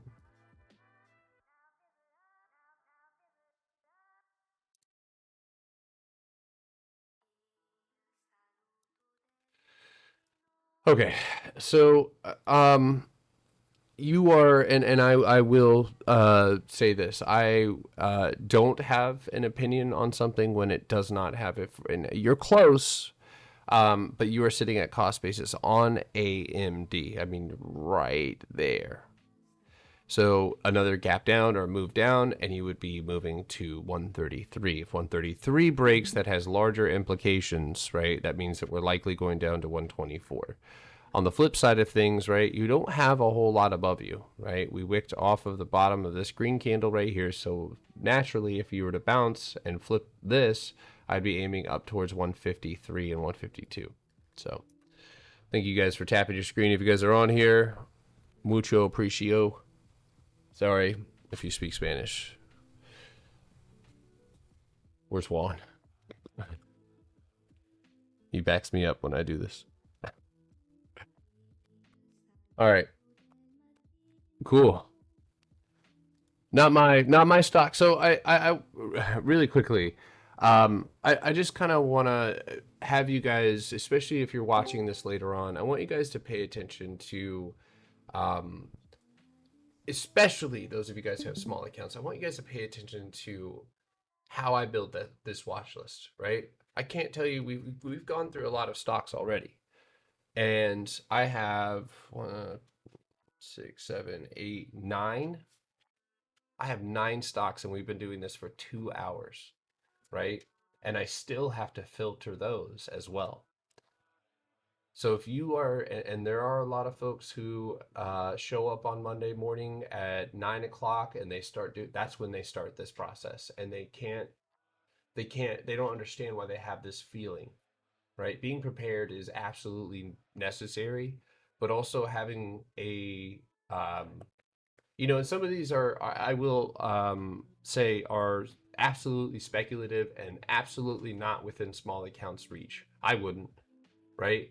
But building a watch list like this and basically saying like, okay, like I'm looking at AMD and like, okay, I see potential, right? Like, but how is this, right? Where I have to wait or in intraday, it's going to be difficult. We need to see a pretty strong price reaction.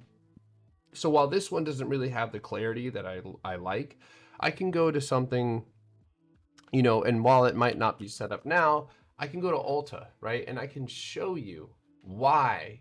Okay, I want, and this is the difference, right? You want you want this, and I'm not saying you do. I'm just saying, like, if you were to trade this and you don't, you're looking at a stock, you want this, and I know that on the 24-hour or on a lower time frame, this is probably going to be a box, hence you're rejecting the floor. And so you would have the immediate flip back up, you'd have cost basis, and you'd have this. And that would be the most straightforward part of this trade, minus the fact that we haven't dived in a little bit deeper. But when I look at like Target, right, while it might be up against that wall right now, it's clear, empty space. A lot of it, which is where I take the small amount of money to a lot of money, right? We look at Ulta, right? And this is going to be expensive, so might not be. What the fuck is that? That was a very weird. I don't know what the fuck that was. Right, Ulta, we have this, and everything is perfect, right? The box cost basis is wicked off of, punch back, empty space, a lot of empty space, and a clear target at 505, 504, right? We go look at PDD, right? Which might be a little bit speculative, but we have a wall at 102.20, gap up above that, and we have a clear target of 112, right? With maybe some runners, clearly. Especially knowing how PDD runs. But so I just, those of you who are new, speaking of new, right? You need to make sure that you're showing up, right, to on Sunday or Saturday or fuck it, Friday, right? And you're going and you're saying, I'm building a watch list of things that fit, and this is also just the most necessary step if you want to be independent, which you should. If you're listening or you're in the Discord, you should be able to want to do this on your own. And I'm giving you every single tool, everything I have in my brain, I'm dumping it out when I do this. And so as which isn't a lot, but no, these setups are clear. They have exactly what I'm looking for, and there's not really a question, right? So have that same process. And I think if those of you guys pay attention, those people who show up on Monday or are struggling and all that other stuff, pay attention to where they're at on Sunday and on Monday early, One of my pet peeves, I don't really talk about my pet peeves. One of my pet peeves is showing up at the very last moment before the bell and trying to put together a plan. Or trying to help you put together a plan. Like, take some initiative and be here. Which everybody who is here, awesome. There's Juan. I butchered the Spanish language. You have to follow that by I'm Asian. I'm Asian, motherfucker. Okay. One more time. You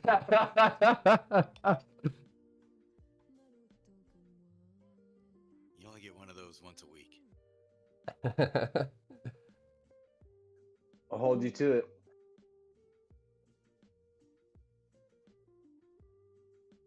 Hold on 1 second. Every time I say that shit, I always think about the guy from the fucking Hangover.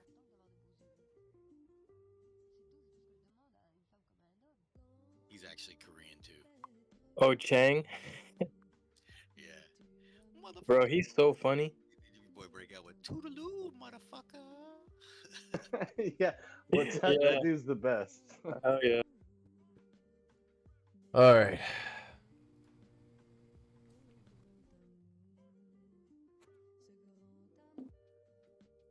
No cam. Changed my mind. All right.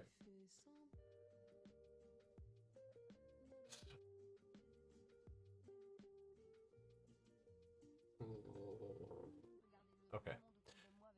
All right. Well, if anybody in here has anything they want me to take a look at, or you think has empty space, go ahead and drop that. We're going to do a little speed run here, and then we're going to cover our ETFs and call it a night. You look at Bank of America. Yo, thank you for the roses. Yeah, you guys will have to send me gifts, guys. I appreciate it though, but I don't need your money. I really do appreciate you guys doing that. But tap your screen. Oh, Is that what those are good for? They just equivalent to a dollar amount? All the gifts? yeah, the gifts are money. Dang, dude. The people love you. How long into the stream is it? I've been live for 2 hours. But this is for me and everybody in the Discord, and obviously those of you guys included. You know, we're looking to replicate, and again, I see some of you guys in the chat, but we're trying to replicate these type of percentages, like 320%, 200%, 500, 655%, 300. I'm just scrolling through the games page right now. I didn't even see this. Yo, the crypto, you guys on crypto are really doing well. Holy shit, man. I mean, you guys are up in the middle of the night. 400%. It responds so well to your system. It does, man. It really, really does. Like, it's insane. Take a deep breath, Benjamin. All right? Take a deep breath. Calm down. Nobody cares, okay? I don't care. I just take a breath. Take a deep breath. So it's okay.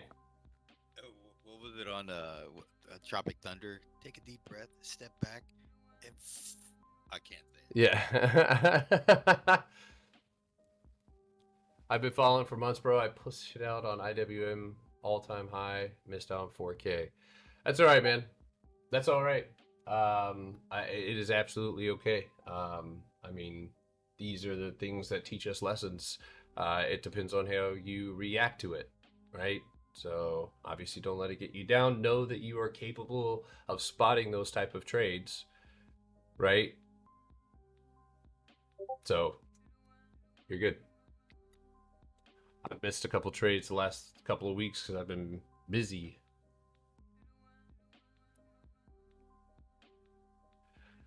I paper trade crypto is the Potter box and it works great. I've heard VR box for signals. I've been watching you since the Nike trade. You love. That's got to be autocorrect. Oh, you took that trade too? Hell yeah.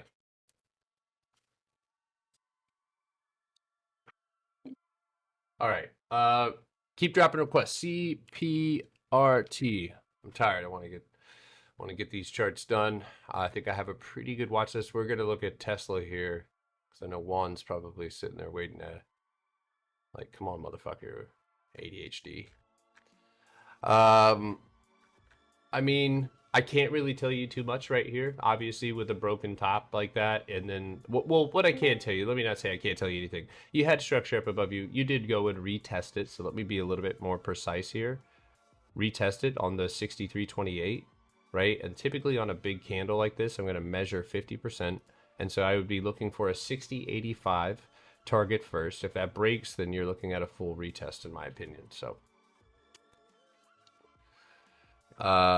no crypto right quite yet. Maybe I'll do one. TNA, small cap bull shares. This is IWM. And just to let you know, as far as this should be on the watch list, I think, for any of you who are day traders or swing traders. It's not, obviously not yet. We're still waiting. We have a signal up above, right? And that signal's coming from this box. And we retested that this weekend, right? We also are building and have a floor right here that separates us from the remainder of consolidation, or a target down below of $49 and $50. And so this empty space, and I will say, because the gap up right here. We will look at 51 as the first target. So I know a lot of people will say this is a bull flag. That's fine. I don't care, but I do care about where this trend is heading, and it does kind of agree at the moment. So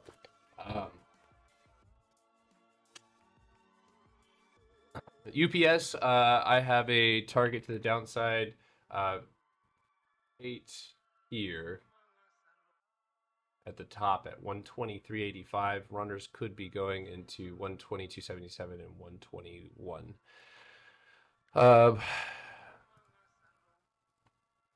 APLD. Oh, damn. What the fuck? I would be looking at a target of 14 and 15 right here at the green candle closes. I can't leave out the wick. 18. Yeah. So I mean, it looks good. It's building the right way. It closed right up against that resistance. So yeah, I'd be looking at 11.89. So, it's not my favorite. I really Dell up would probably be more favorable for me, but you're looking at a punch down below 121.19. And then I have a target coming off of right around cost basis of around 111.60 if that breaks down. So it's not my favorite though. Uber. Uber actually, so that one could make the watch list. Actually, it definitely going to require some patience here. Lower time frame setup, and I tell you what, the empty space on this one is really good. But one thing we can recognize fully at the moment is that we are in a tight area of consolidation, right? So candle closing outside of 66.44, that would be dope. And we also have a small uptrend, right here. And so it is possible that this is how we grind up.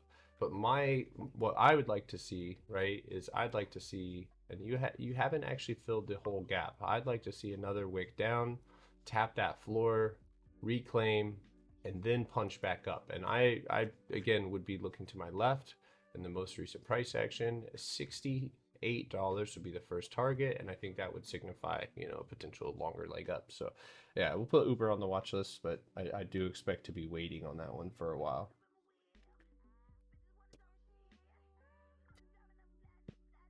This is being recorded. Yep. Are you taking requests on Discord and TikTok? Yeah. Okay. I am in.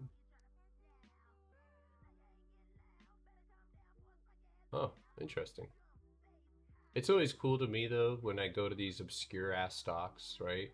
And you go and you look and you're like, holy fuck! Like, look at that cost basis mark. Like, you really did react right off of that. But you did, and so what's important here in this area is where you broke out from, which is what 1355, and then what you have to break up above. So this is an interesting setup with empty space up above you to 2023. So a punch back through this mark, and I would be aiming there.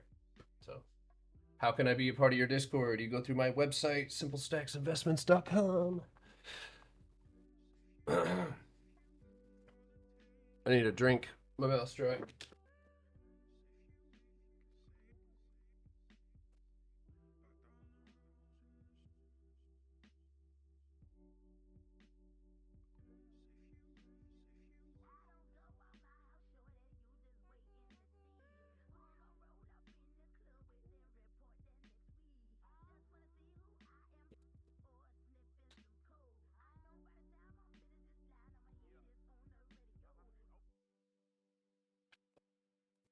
Source Rex.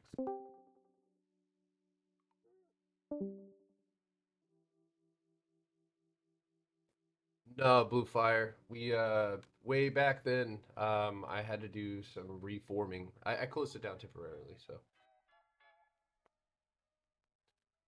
All right. I'm trying to get everybody in here. FedEx. Oh, that's not. Yeah, so I'm gonna tell you right now, this is a wild looking setup, and I'm not a fan. Now on the 24-hour, I think it's easy to come to a conclusion. You dumped really, really quickly. So when I look at this one, it's not as hard to decipher. Where I could see a bounce here, and then immediately you can see the double wicks off of it. Look, do you see the double wicks right here? So immediately, if 285.96 is recovered, I'd be aiming up towards this box for a play into there. That's what I expect. And then, I mean, you could go punch through that box, and that would signify a new high.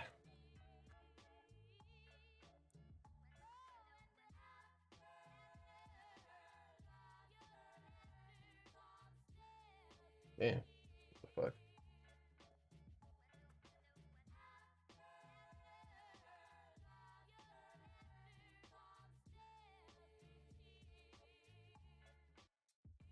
Okay, what'd you punch through, right? You punched through this box, you made a new high, you pulled back, you dipped into the box, and like any good rejection or retest, you went back up, retested the top of that box, and you're now heading down. You have empty space underneath you and a floor of 170.84. So that would be the first target that I see. But I think this is something that has to be deciphered on a lower time frame. Yeah, so I mean, what I can tell you here is that you have a box above, and so above that wick, you'll go and hit that. So LMT. What's crazy is I just did a channel on that 1 week on that IMNM. Yeah. That's exactly where it's supposed to be, 2022 or 2019. No shit. Okay, cool. The channel, yeah, it's nuts. Confluence. You're a wizard. It's almost like I'm a wizard. So I see a candle close below support, right, but not below the wick, and the wick does need to be cleared, right? So that's going to be your next goal down. But if, and I'm telling you, with LMT and the way that you've dropped, it is absolutely possible that we pop back up, and that would happen. I think that would happen above 521 with a target of 535 first. Now, typically, if I see something like this, I think downtrend. And so that would be my current, and I know there's a lot of empty space below you, but that would have to collapse. So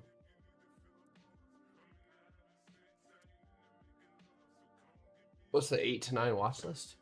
What do you mean 8 to 9? Oh, yeah, just to repeat the watch list here, and this is recorded. So MGNI, not the top one there, but Ulta, AAP, Target, NU, DG, KMX, which is an earnings play, PDD, Rivian, which is a speculative play, IWM, both potentially short or long, and then Uber. When is it best to short stocks? When the structure that they broke out from has been broken through, right? So, like, for example, if you were to short LMT, as you break out, right, your goal is to never come back down and close underneath that wall, and certainly not below the 50% mark. So if that drops, your goal is to look at what's underneath you, and you see there's nothing here until you really get to this structure and this very small structure, right? And so that would be typically the best time for me to WKSP. What is that, Shark?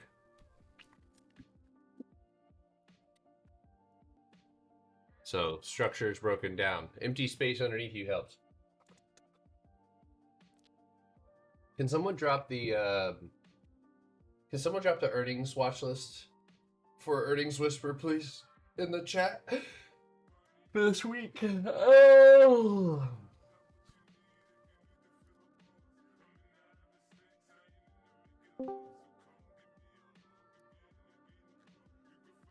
I think Shop's going to go and hit 120 or 130. I think that's about as straightforward as it gets on the weekly. 24 hours seems to really be kicking seller's ass. So right now it's, again, like the other chart I told you, you want to stay above 116 at 113.88. So, yo, what the fuck? Hey, yo, 169 roses, dude. Chill. Chill, bro. I appreciate you. Y'all don't have to give me gifts, so for real. I'm for real.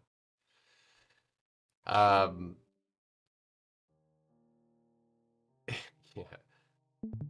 Gifts make me feel nervous. I don't know why. It's like, I guess I feel like a stripper or something.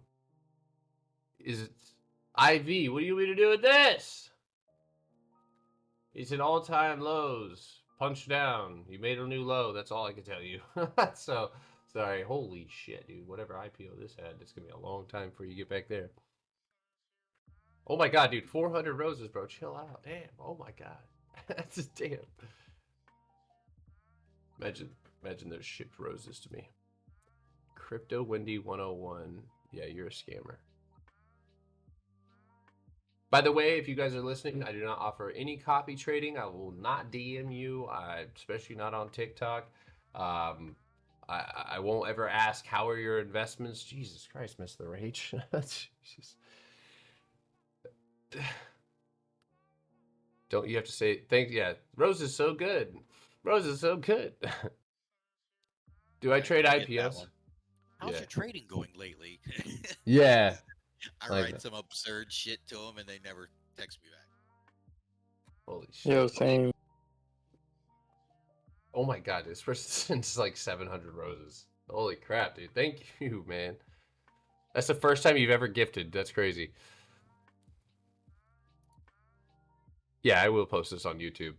So I hope everybody watches this tonight. So Be careful. You what? might want feet pics. Oh yeah, don't tell him that yet. Oh, it's Starboy? Oh shit. Okay. Thanks, dude. Good old Starboy. When do you will you ever be a star man? Like will that be like your final evolution like Frieza? Starman. I like that. That sounds pretty cool. Do I use fair value gaps in my strategy? No, I feel like they're limiting. Hold on, I'm trying. All right, so Hood is sitting on, at, and fighting with cost basis on the floor, right? So it's not bad. You're still holding that floor. You have to go and clear that wick. 44.27 punch back, right? Which would basically say new highs, and we'd be looking at a unfortunate but still a close high of $50. I mean,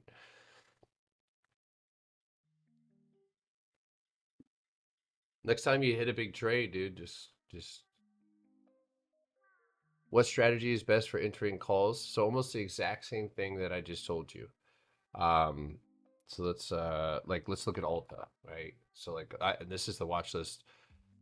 So look at this, right? And you know that I trade the boxes. So we have an area of consolidation. Cost basis has been wicked off of, and you'll find that always the box and the 50% mark is where wicks happen.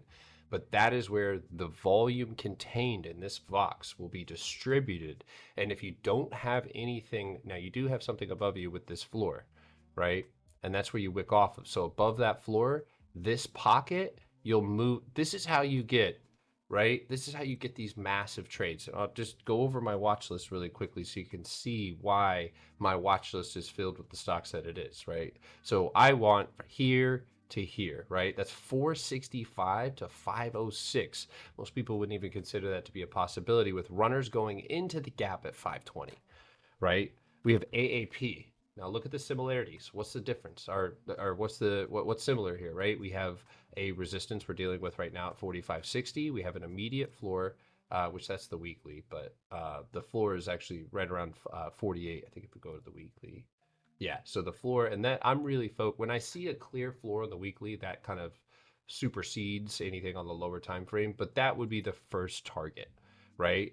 And if that's reclaimed, the pocket of empty space would be the next one. Target, right? Target, same thing. You're going to notice that all of my stocks, everything on my watch list is typically going to look the same, right? So in this case, we're fighting with this floor. This is a recent breakdown. What do you mean? Are you talking about the stock RSI? I don't use any indicators, man. None of it. It's all structural. And again, speaks for itself. Percentage wise. Look at those. Look at that. Sold that booger at over 1,000%. It's pretty gross sounding, but 852%. 1,200%, dude. Look at that.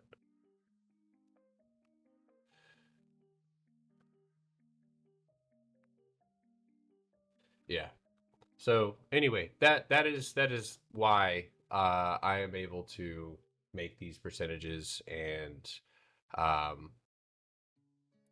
yeah, I do, but you know, I don't mind it. I don't mind paying a little taxes, but I mean, I do. I fucking hate it, but you know,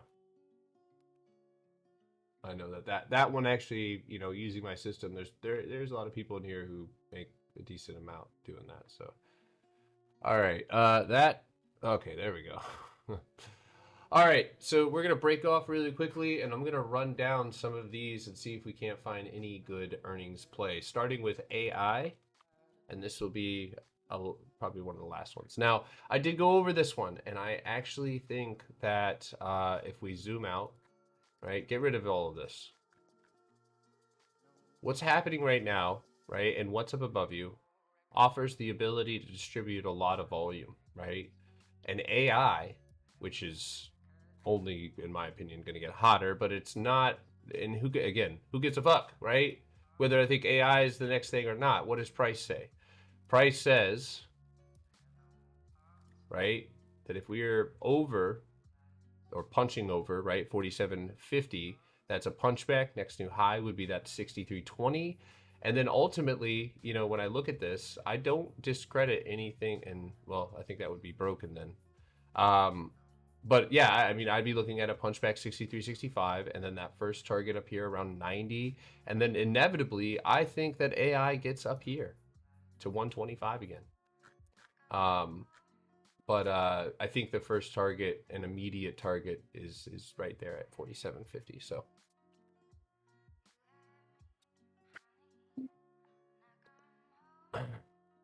All right.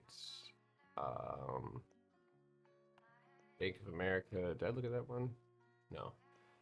So Bank of America is coming off the top. I'll just try. I missed that one. 46.31. Thanks. But yeah, sorry. I would be looking at, and then a potential leg down underneath that.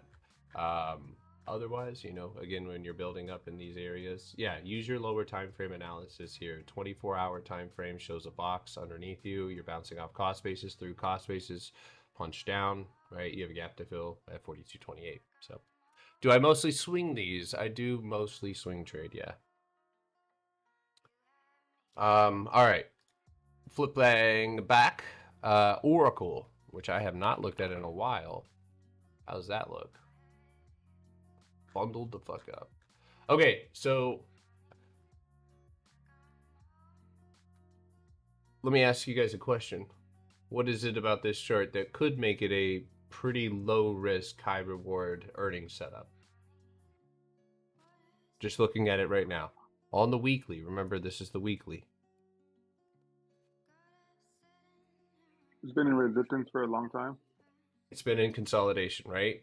It's been Injections. right, and that's weeks. That's 4 weeks. Now, we did close Friday green, but not at the top. So that was the first and immediate target. But the reason that I like things like this, right, is not only, yes, it does have consolidation, and it's been within that for a while. It also has empty space, right? Down 147. Look at all of this under here, right? Which on stocks like Oracle, and Oracle does respond to earnings, right? Typically, and that could be both down or up, right? I could see this as a real tangible target, right? Built up pressure. There's, yep, exactly. So I'll write it down, and we'll look at the contracts. I assume they might pick up more IB. Let's see. Go maybe just go ahead and I shouldn't have wrote that down, I guess. Yeah, those are ridiculous. Holy shit. Now, the only thing I will say, folks, is the contracts, right? While IV is actually not high, right? The volumes, open volume is, open interest is pretty high. But what I do notice when I scroll into the 160s, the 160 strike is pretty. Yeah, I like AI. I wrote that now. I like AI. But Oracle does have really cheap, low risk reward contracts in the 160s. But that may be something that we explore come Monday. The reason, and then again, I don't want anybody to go pile up to the downside when this thing is aiming up. I mean, it could be an easy run into the 215, 210. So, not 100. I mean, yeah, I don't know. Might be worth just doing a coin flip on that motherfucker. I don't know if I want to hit that one, but I do like that it isn't. The weekly is attractive, right? Empty space below. Definitely with that wick right here, kind of speaks to potential squeeze out, but the contracts are pretty expensive. So, but my average price skyrocketed. Disney bought TikTok? No shot. Really? Is that real?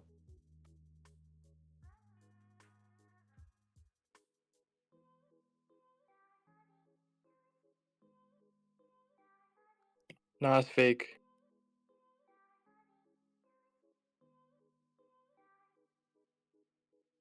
Yeah, no, it's for 100 billion. Might be rumors.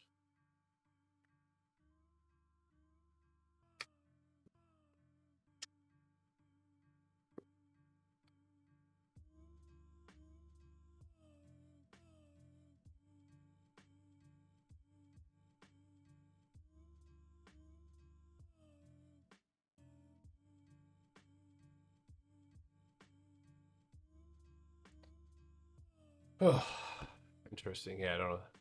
Rumor mill. All right. So Oracle, MDB, and guys, we're going on 2.5 hours here. Tap your screens, guys. Tap them. I don't know. I'll probably regret saying that. Maybe you punch back and go here up to 465. There's empty space up there. So I could see a 423.50 run on that one. It does respond to earnings pretty well. So yeah, target for 423. Do you do one-on-one voice call? Very rarely. Where will you be going live when TikTok gets banned? I don't know. Maybe YouTube or something. Yeah. Brody, I have a it's expensive, and I don't want people to think that they need to pay more when the information is all out here. So if it's and with the Discord, I'm pretty hands on or walking people through with the issues that they have. So, or if it's just getting started or whatever, but.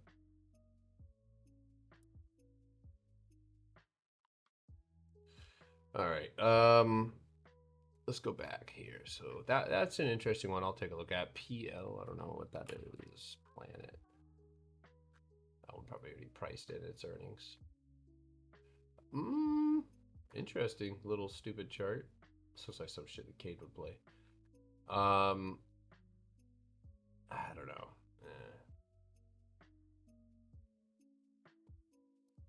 Whatever. All right. So let's go Toll Brothers. No empty space. Does have a punch down. Pretty liquid. Yeah. Restrain. I don't really see any other ones that I recognize. AZO, we've already done that one, right? Yeah, we did I think we liked AZO. No, we didn't. No, that was too high. Yeah, that was going in all-time highs. ASO. And again, not really. How does it respond on earnings? Pretty good sometimes. This could be an interesting setup. I think that being where it's at on the floor, the 1-2-1-2, I think it's actually. I'm gonna write it down. ASO. I think this one could get to the top, or maybe even around the 58 mark. And who knows, that could be the start, right, to breaking this downtrend here, and then maybe you go back up into the 84s, but that's gonna be a while. So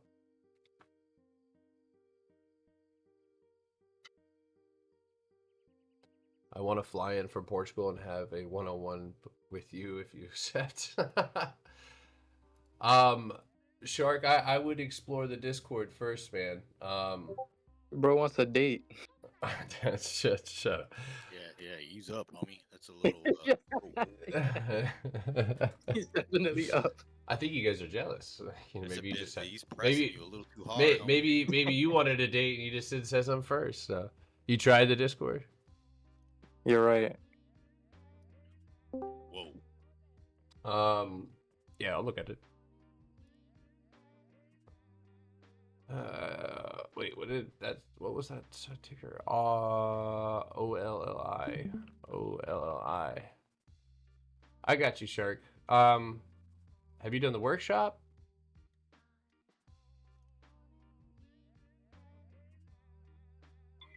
I'm trying to work you, puppy.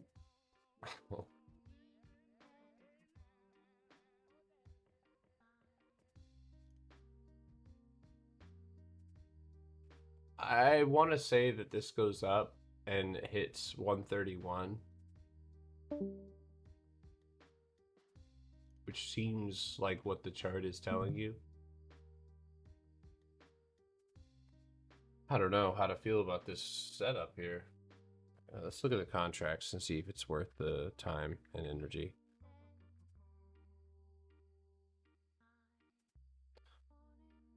I said 130s. I mean, the spread is ridiculous, so highly doubt it.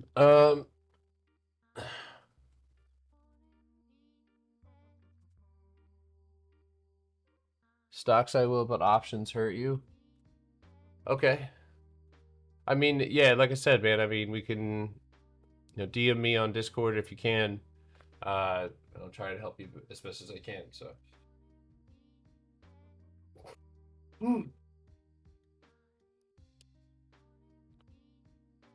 don't know. Should I do designer brands DBI? I don't think I've ever.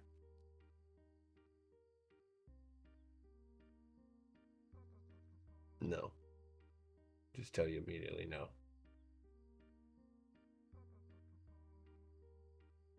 What the fuck is hepsaburrata? Bless you. Yeah, right? Damn.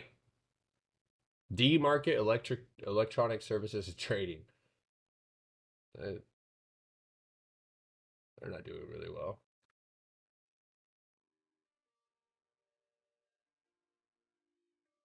Yeah, I don't know. I mean, it's too much. There's such thing as too much. I'm not turning GameStop.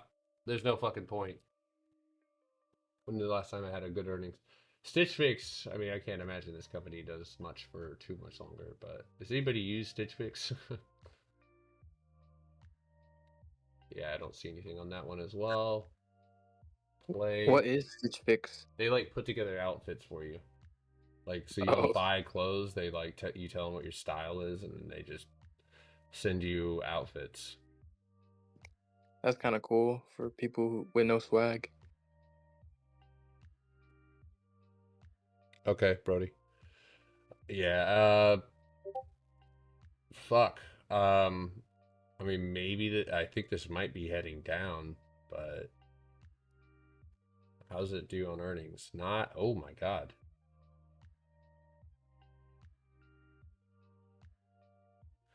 I don't know. I think that one might actually deserve a look at the options here. Dave.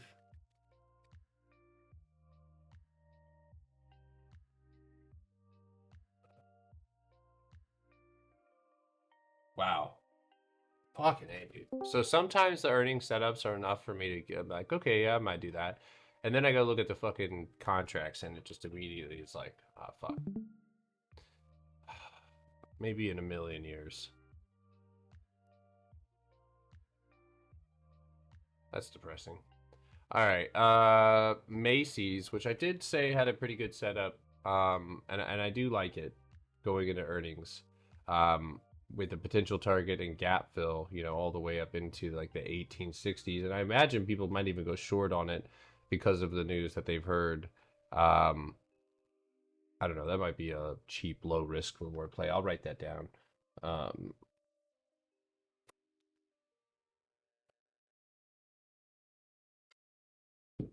sure. We'll look at DPZ real quick.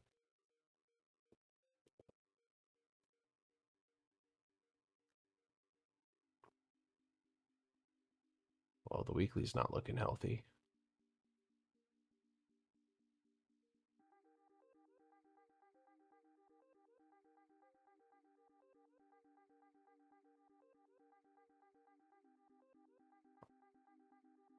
So you've gone, and I think with that second wick there, established a downtrend. So with this rejection here, you know, it's too soon to say, but below 452.45, I could see the potential breakdown here. But honestly, when I see this much volume there, I just think, okay, you're about to fucking condense, you know, and that's where, yeah, a downside move and a leg down to this floor, that could happen. But I see a box forming, so. Yeah, I like that Macy's setup. I'll probably end up taking that one. All right, we're almost done here.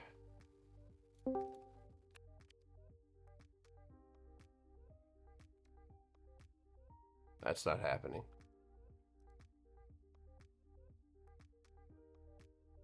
Adobe. That's too late. You should have got that last week. God damn. Yeah, too late. 565 though is the target there.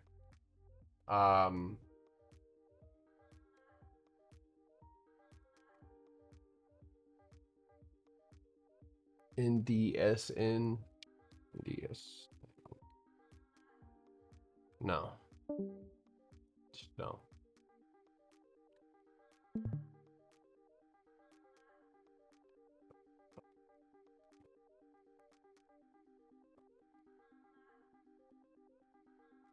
Unless you short that thing. I don't. All right, I think we're getting to the end here. A lot of these stocks suck. That one's interesting. It's got a pocket of empty space up to 44, 24-hour time frame. You build a box. Looks like you want to head down right now.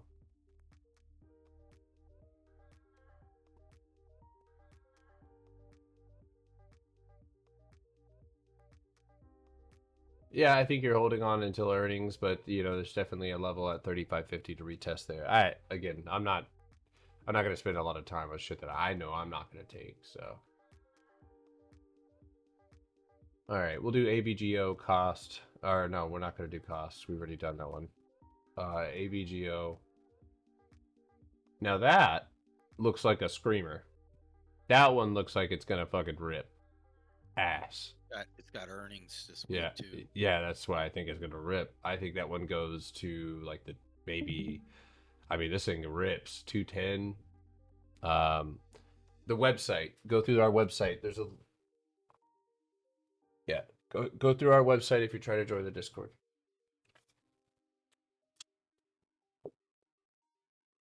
That's hilarious because that's actually the contracts I bought. No way, really. Yeah. Oh, damn. You got it, dude. I was up 40% even before the end of the day. Yeah, you don't need me, dude. You're an independent trader who don't need no man.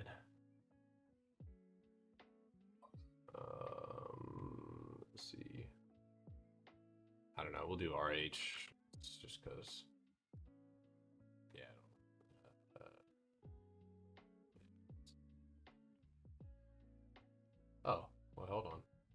You do have a weekly.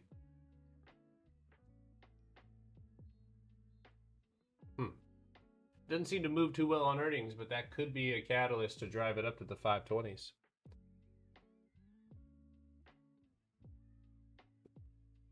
Tell us about your losses. My losses are small because I use low risk, high reward setups. There you go.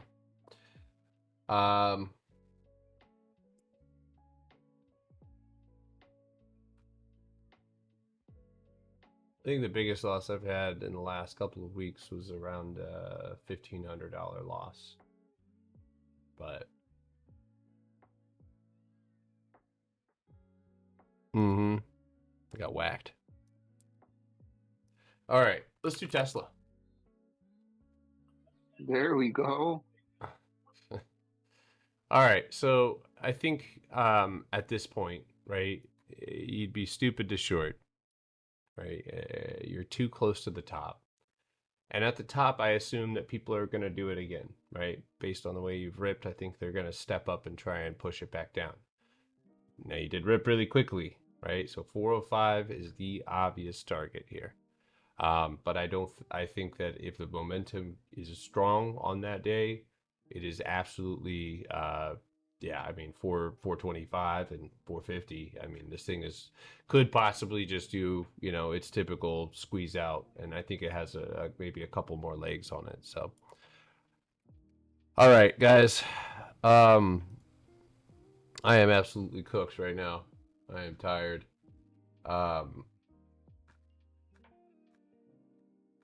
Yeah.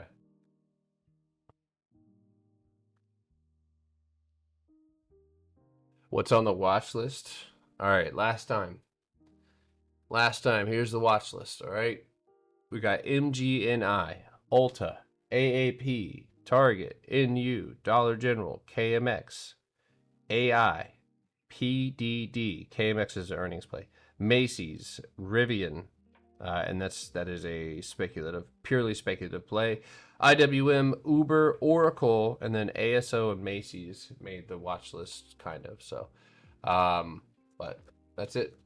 All right, 1 second.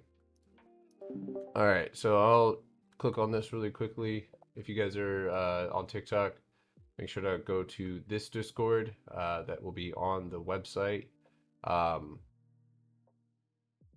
If you guys are in here in the Discord, I appreciate you guys hopping in and tuning in.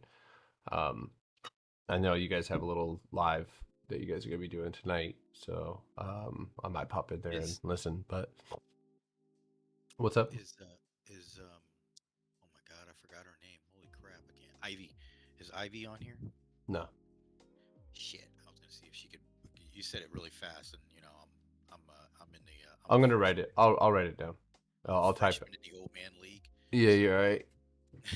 I'll type it out in the chat after I get off. So I appreciate it. No problem. All right, guys. Discord. I'll see you guys. BBL Drizzy did a lot of it. Yeah, I'll see you guys in well, not in but I'll see you guys tomorrow at 8:30. So, all right, peace. All right. If you guys are on TikTok, really quickly, I'm gonna take this down. I meant to do it yesterday, but I know there's a lot of people who said they missed it. Obviously, I hope you guys have taken some time to decide if our Discord is what you want to be a part of. But I'll leave the 35% code, and that should be right here. So if you guys want to take advantage of that, I don't know if you guys can see that, but use that code on our website. Everything is off 35%, lifetime and yearly, which come with the Potterbox Workshop as well, and then the Potterbox Workshop, which comes with 4 months. But I'm probably gonna hold this for an hour. I meant to take it down yesterday, so really quickly I'll walk you guys through. And again, if you guys are brand new, eventually I'll have a discount like this again. If you're brand new, just watch me. You don't need to purchase anything, and don't. This isn't. I don't want your money. If you're brand new, take your time. go through my YouTube videos and go and watch. But you'll go to my website, Simple Stacks Investments, right up there at the top, and then you'll hit this little Discord button. You might have to do it on your phone. Yeah, pay attention. We are not a signal group. We build independent traders. A lot of testimonials. This guy paid $500 for the Potter box last month. He's up 31,000. But they're real testimonials from people who are, again, not signal takers, but independent traders. So, yeah,